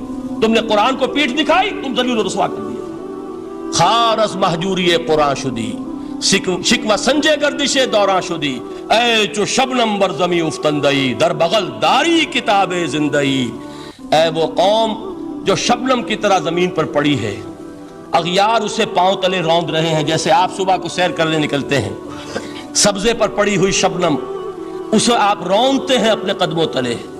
اے امت محمد، آج تو دنیا کی قوموں کے سامنے اسی طرح پابال ہے، سرنگوں ہے، لیکن ہوش میں آ کہ تیری بغل میں وہ کتاب زندہ موجود ہے، وہ کتاب زندہ جس نے کہ دنیا میں یہی جزیرہ نماء عرب، وحشی لوگوں کا مسکن، نہ یہاں علم، نہ یہاں تمدن، نہ یہاں تہذیب، نہ یہاں تنظیم، کوئی ڈسپلن نہیں، کوئی حکومت نہیں، کوئی تہذیب نہیں، کچھ نہیں، تاریکیاں ہی تاریکیاں۔ یہی کتاب تھی جس نے اسے منور کیا، یہی کتاب تھی جس نے دنیا کا امام بنایا، یہی کتاب تھی جس نے دنیا کا معلم بنایا، یہ کتاب تھی جس نے نئے نئے علوم ایجاد کرنے سکھائے، یہ کتاب تھی جس کی بدولت یہی عرب تھے جنہوں نے یونان کے فلسفے اور سائنس کو جو مر چکے تھے انہیں زندہ کیا، ان میں نئی چیزوں کا اضافہ کیا اور اسپین کی یونیورسٹیوں کے ذریعے سے یورپ تک دوبارہ پہنچا دیا۔ یہ وہ کتاب ہے، در بغل داری کتاب زندگی۔ اقبال نے کیسے کیسے شکوے کہے ہیں، اسی قرآن میں ہے اب تر کے جہاں کی تعلیم، جس نے مومن کو بنایا مہو پرویں کا امیر۔ اس قرآن کو لے کر مسلمان نکلا ہے، ایک ہاتھ میں قرآن، ایک میں تلوار۔ برا نہ مانیے، قرآن تلوار کا نام بھی آپ اپولوجیٹک انداز میں نہ لیا کریں۔ انقلاب کی تکمیل تلوار سے ہوتی ہے، انقلاب کی تمہید کسی کتاب سے ہوتی ہے، اچھی طرح جان لیجیے۔ کبھی انقلاب صرف کتاب سے نہیں آیا، کتاب سے ذہن بدلتے ہیں، کتاب سے فکر بدلتی ہے، کتاب سے سوچ بدلتی ہے، کتاب سے ایک جماعت تیار ہوتی ہے، ایک قوت تیار ہوتی ہے۔ وہ 313 جو میدان بدر میں تھے وہ قرآن کا اعجاز کا ظہور تھے، لیکن ان کے ہاتھوں میں تلوار آئی ہے۔ ہم اسے ڈینائی نہیں کریں گے کہ در حقیقت انقلاب محمدی کی تکمیل میں یقیناً تلوار کا حصہ، لیکن یہ تلوار ہاتھ میں لینے والے آتے کہاں سے اگر قرآن کے ذریعے سے محمد الرسول اللہ نے وہ جماعت تیار نہ کی ہوتی، وہ کام کیا ہے، یتلو علیہم آیاتہ ویزکیہم ویعلمہم الکتاب والحکمہ، وہ سارا عمل قرآن کے گرد گھوم رہا جس سے وہ جماعت تیار ہوئی۔ اور پھر اقبال نے اس کو بھی 2 جملوں کے اندر ادا کر دیا، ایک شعر کے 2 مصرے، با نشہ درویشی در ساز و دمادم زن، چوں پختہ شوی خدرا بر سلطنت جم زن۔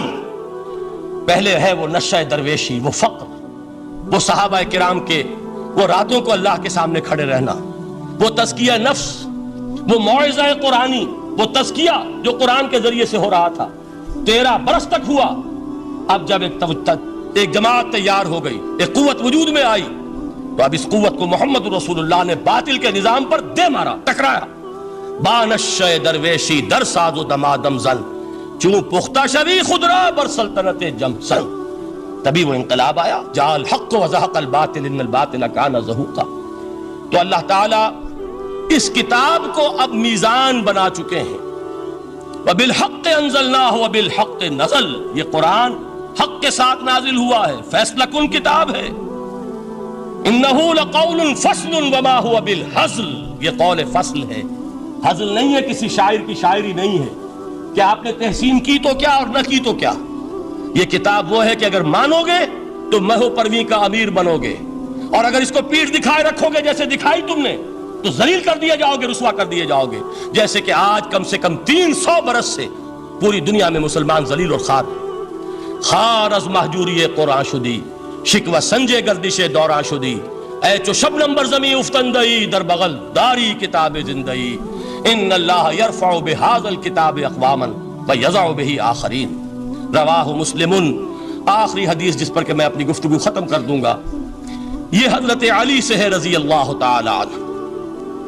دیکھیے، ایک حدیث حضرت عثمان سے، ایک حضرت عمر سے، ایک حضرت علی سے۔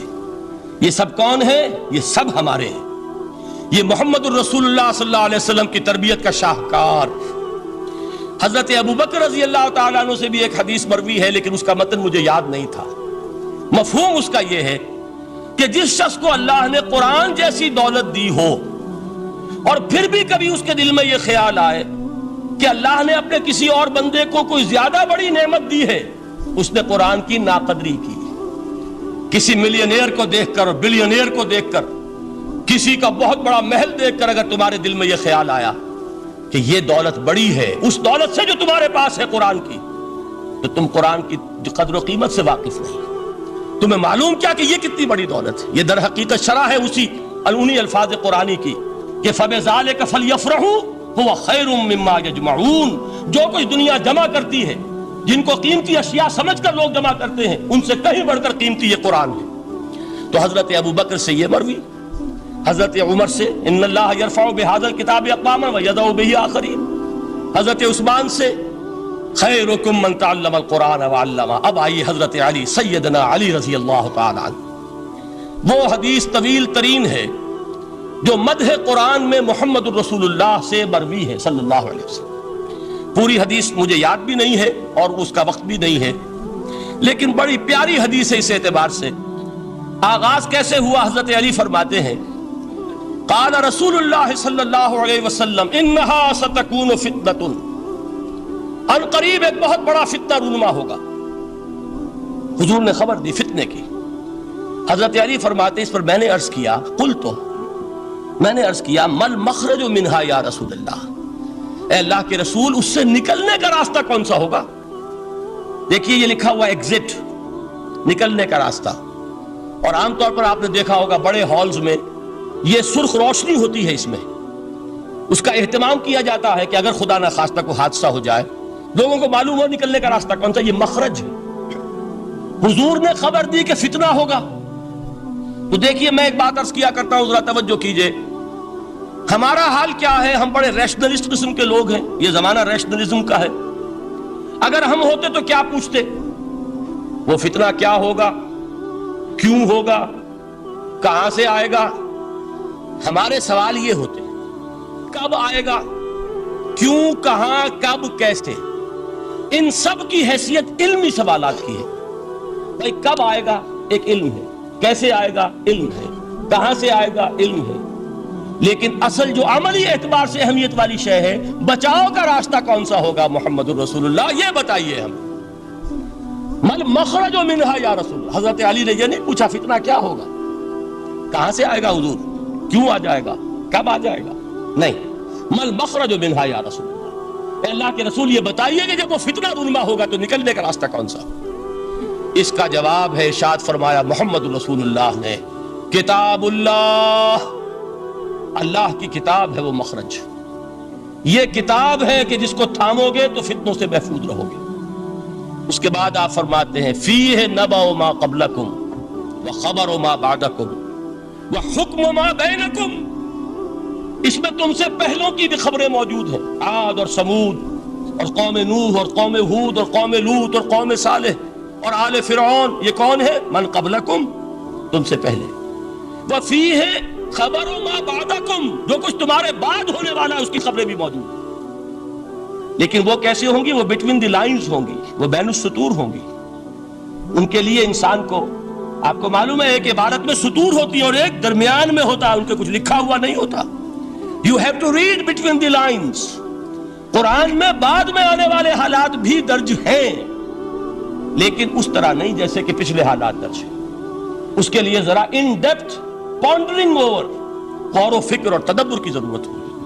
وَحُکْمُ مَا بَيْنَكُمْ، اور جتنے اختلافات تمہارے اندر پیدا ہوں گے تا قیام قیامت، ان سب کا فیصلہ بھی اس کتاب میں موجود ہے۔ وَهُوَ حَبْلُ اللَّهِ الْمَتِينُ وَهُوَ الذِّكْرُ الْحَكِيمُ، یہی تو ہے وَهُوَ الصِّرَاطُ الْمُسْتَقِيمُ، سیدھا راستہ، اور کون سا؟ یہ قرآن تو ہے۔ ہر رکعت میں کہتے ہو اهْدِنَا الصِّرَاطَ الْمُسْتَقِيمُ، اور قرآن دیا ہوا ہے اس پر غور نہیں کرتے۔ عجیب تماشا ہے ہمارا، نماز کی ہر رکعت میں اهْدِنَا الصِّرَاطَ الْمُسْتَقِيمُ، اور حضور فرمائے وَهُوَ الصِّرَاطُ الْمُسْتَقِيمُ، صراط مستقیم یہ قرآن ہی تو ہے، الذکر الحکیم یہ قرآن ہی تو ہے، وَهُوَ حَبْلُ اللَّهِ الْمَتِينُ، اور یہی ہے اللہ کی مضبوط رسی۔ آپ نے قاری صاحب سے وہ آیات سنی سورہ آل عمران کی، وَاعْتَصِمُوا بِحَبْلِ اللَّهِ جَمِيعًا وَلَا تَفَرَّقُوا، اللہ کی رسی کو مضبوطی سے مل جل کر تھامو اور تفرقے میں مبتلا نہ ہو۔ تفرقہ ہوگا تو کیا ہوگا؟ تمہاری ہوا اکھڑ جائے گی۔ آج آپ کو معلوم ہے دول عرب اگر یہ یکجا ہو جائیں، ایک دن کے لیے اسرائیل قائم نہیں رہ سکتا، امریکہ نے، امریکہ کا باپ اسے قائم نہیں رکھ سکتا۔ اگر امت عرب ہی جمع ہو جائے، عالم اسلام تو بڑی شے ہے، جو وسائل ان کے پاس ہے، جو اللہ تعالیٰ نے ان کو نعمتیں عطا فرمائی ہیں، لیکن افتراق، انتشار، اختلاف، جتھے بندی، گروہ بندی، دھڑے بندی، اس نے اسرائیل کا خنجر ان کے سینے میں پیوست کیا۔ اس لیے کہ فَتَذْهَبَ رِيحُكُمْ، اگر تم اختلاف کرو گے تو تمہاری ہوا اکھڑ جائے گی. آج وہ ہوا اکھڑ چکی ہے. تو فرمایا واعتصموا بحبل اللہ جميعا ولا تفرقوا, اللہ کی رسی کو مضبوطی کے ساتھ مل جل کر تھامو اور تفرقے میں مت پڑو. حضور فرما رہے ہیں وہ اللہ کی رسی کون سی؟ ہوا حبل اللہ المتین, یہی قرآن ہے اللہ کی مضبوط رسی. علامہ اقبال نے کیا خوب کہا ہے. علامہ اقبال نے قرآن اور حدیث کے حقائق کو جس طریقے سے اشعار کا جامع پہنایا ہے, وہ تو خود کہتے ہیں گوہر دریائے قرآن سفتام, میں نے قرآن مجید کے دریا سے موتی نکال کر اپنے اشعار کے اندر میں نے چن دیے ہیں. میرا کام اور کچھ نہیں ہے. موتی کوئی بھی غواص پیدا نہیں کرتا, دریا کی گہرائی سے نکال لاتا ہے. یہ میری حکمت نہیں ہے جو میرے اشعار میں ہے, یہ میں نے قرآن مجید کے دریا میں غوطہ زنی کر کے اس سے یہ موتی نکالی. گوہر دریائے قرآن سفتام. اب دیکھیے اسی حدیث کے اس ٹکڑے کو کیسے شعر میں لائے ہیں. از یک آئینی مسلمان زندہ است, پے کرے ملت ز قرآن زندہ ہست. مسلمان کی زندگی تو ایک آئین کے بدولت ہے. یہ آئین قرآن, جو کہا تھا کبھی قائد اعظم مرحوم نے, جب پوچھا گیا تھا کہ آپ کے پاکستان کا دستور کیا ہوگا, کیا فرمایا تھا یاد کیجئے کہ ہمیں کسی نئے دستور کی ضرورت نہیں, ہمارا دستور 1400 برس پہلے طے ہو چکا ہے. یہ ہماری بدقسمتی ہے جو کچھ کہا تھا قائد اعظم نے کہ God has given us a golden opportunity to prove our worth as architects of a new state, and let it not be said that we didn't prove equal to the task. میں معذرت کے ساتھ عرض کروں گا حضرت کہ واقعہ یہ ہے کہ ہم اس کے equal to the task ثابت نہیں ہوئے. قائد اعظم کا دیا ہوا پاکستان آج دنیا میں موجود نہیں ہے. اس کا ایک حصہ اپنے نام سے دستبردار ہو کر بنگلہ دیش بن چکا ہے. اس نے اپنی تاریخ کو خیر بات کہہ دیا ہے. حالانکہ مسلم لیگ کی جنم بھومی ڈھاکہ ہے. 1906 میں ڈھاکہ میں مسلم لیگ نے جنم لیا تھا, اور اگر وہ صرف ہم سے علیحدہ ہوتا یہ گہرا صدمہ ہوتا. لیکن یہ کہ اس نے جب نام بدلا ہے, در حقیقت اس نے اپنے تاریخ سے, اپنے پس منظر سے استعفیٰ دیا. یہ ہمارا دوہرا ہمارے لیے صدمے کی بات ہے. کیا 2 یمن موجود نہیں ہیں؟ ان میں سے کوئی ایک بھی اپنا نام چھوڑنے کو تیار ہوگا؟ کیا 2 جرمنی دنیا میں موجود نہیں ہیں؟ کوئی ایک بھی ان میں سے اپنا نام چھوڑے گا؟ کیا 2 کوریا نہیں ہیں؟ 2 ویتنام نہیں ہیں؟ تو کیا 2 پاکستان نہیں ہو سکتے تھے؟ ہو سکتے تھے. میں یہ کہا کرتا ہوں کہ یہ گہرا صدمہ ہے علیحدگی, اور دوہرا صدمہ ہے, اور اس سے کہیں زیادہ بڑا کہ انہوں نے اپنا نام بدل دیا, اپنی آئیڈینٹی چینج کر دی. انہوں نے وہ نام اپنے ماتھے سے اتار کر خلیج بنگال کے اندر دبو دیا. یہ بہت بڑی سزا ہے جو ہمیں ملی ہے. کیوں ملی ہے؟ کہ ہم نے 25 برس تک اس جس کو کہا تھا کہ وہ ہمارا آئین ہے, اس کو آئین نہیں بنایا. ہم نے دنیا کے سامنے جھولیاں پساری, ہم نے طرح طرح کے نظاموں کو آزمایا, لیکن اس قرآن کی طرف پیش قدمی نہیں کی. اللہ تعالیٰ ڈھیل دیتا ہے لیکن سزا بھی بہت سخت ہوتی ہے. ان بطش ربک لشدید, وہ ہم پر کوڑا برسا ہے. تاریخ انسانی کی عظیم ترین شکستوں میں سے ایک شکست ہے کہ جو ہمارے ماتھے پر کلنگ کے ٹیکے کی طرح موجود ہے. اللہ کرے کہ آئندہ یہ تاریخ اپنے آپ کو نہ دہرائے.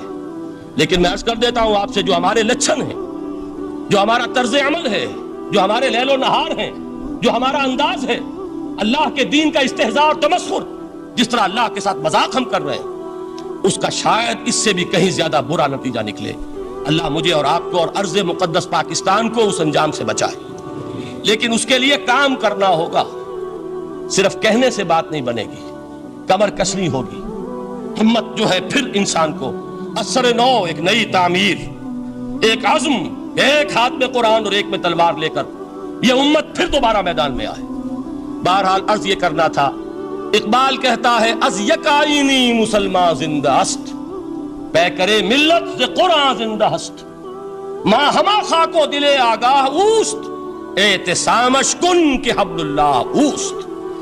تامو اس کو مضبوطی کے ساتھ, حبل اللہ یہی قرآن ہے. یہ یک آئینی اور پیکر قرآن کی زندگی, پیکر ملت کی زندگی جو ہے اس قرآن کی بدولت ہے. تو حضور نے کیا فرمایا؟ فتنے سے بچنے کا راستہ کون سا ہے؟ کتاب اللہ فیہ نبأ ما قبلکم وخبر ما بعدکم وحکم ما بینکم وہو الصراط المستقیم وہو حبل اللہ المتین وہو الذکر الحکیم. ایک 3 جملے اور سن لیجئے. هو الذی لا یشبع منہ العلماء ولا یخلق عن کثرت الرد. یہ قرآن وہ شے ہے جس سے اہل علم کبھی سیر نہ ہو سکیں گے. ولا تنقضی عجائبہ, اس کے عجائب کبھی ختم نہیں ہوں گے. یہ ہیروں کی وہ کان نہیں ہے کہ جو کبھی خالی ہو جائے کہ سارے ہیرے نکل چکے اب مزید ہیرے نہیں ہیں، نہیں، علم اور حکمت کے ہیرے اور ہدایت اور حکمت کے موتی اس میں سے ابد الآباد تک نکلتے رہیں گے۔ ضرورت صرف کھودنے کی ہے۔ میں نے وہ لفظ استعمال کیا تھا، آج کا قرآن کھودنا ہوگا، آج کی ہدایت اس قرآن سے نکالنی ہوگی۔ قرآن جب نازل ہوا آن دی سرفیس، بالکل ظاہر وہ تھی اس کی ہدایت جو اس دور کے لیے ضروری تھی۔ ہمیشہ کی ہدایت اس کے اندر رکھ دی گئی ہے، اس میں مضمر ہے، اس میں چھپی ہوئی ہے، اس کے لیے تدبر کی ضرورت ہے۔ کتاب انزلناہ الیک مبارک لیدبروا آیاتہ ولیتذکر اولو الالباب، لوگ تدبر کریں، اس کی گہرائیوں کے اندر غوطہ زنی کریں۔ لا تنقضی عجائبہ، اس کے عجائب کبھی ختم نہیں ہوں گے۔ ولا یشبع منہ العلماء، اہل علم کبھی اس سے سیر نہیں ہوں گے۔ آپ کو سخت بھوک لگی ہوتی ہے اور کھانا کھانے کے تھوڑی دیر کے بعد اب آپ کا ہاتھ رک جاتا ہے، سیر ہو گئے، بہترین کھانا ہے لیکن نہیں کھا سکتے۔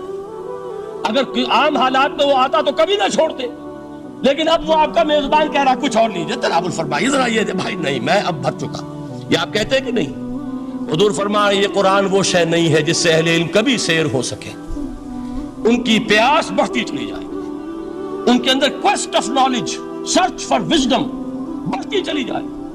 کبھی بھی انسان یہ محسوس نہیں کرے گا کہ مجھے جو لینا تھا میں لے چکا، بلکہ یہ کہ جیسے جیسے قدم آگے بڑھیں گے تہذیب کے، تمدن کے، علم کے، اتنے ہی قرآن جو ہے وہ آگے بڑھتا چلا جائے گا ہر دور کی رہنمائی کے لیے۔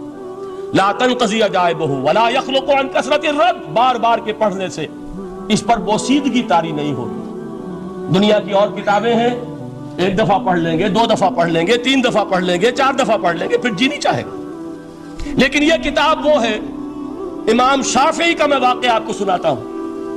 وہ یہ کہتے ہیں کہ ایک مرتبہ میرے ذہن میں یہ سوال آ گیا کہ اجماع کے لیے بھی قرآن مجید میں کوئی سند ہے، دلیل ہے؟ سب مانتے ہیں کہ اجماع جو ہے سورس ہے قرآن کے اسلامی قانون کی، جس پر کہ امت کا اجماع ہو جائے۔ تو کہتے ہیں میں نے 300 مرتبہ قرآن پڑھا اول سے آخر تک، صرف اس دلیل کی تلاش میں۔ 300 مرتبہ مجھے نہیں ملی، 301ویں مرتبہ جب پڑھ رہا تھا مجھے روشنی مل گئی۔ وہ یبتغی غیر سبیل المومنین کے جو الفاظ آئے ہیں، نولیہ ما تولی ونصلہ جہنم، جو کوئی شخص مسلمانوں کے راستے کو چھوڑ کر کوئی اور راستہ اختیار کرے گا ہم اسے اسی کے حوالے کر دیں گے اور جہنم میں پہنچا دیں گے۔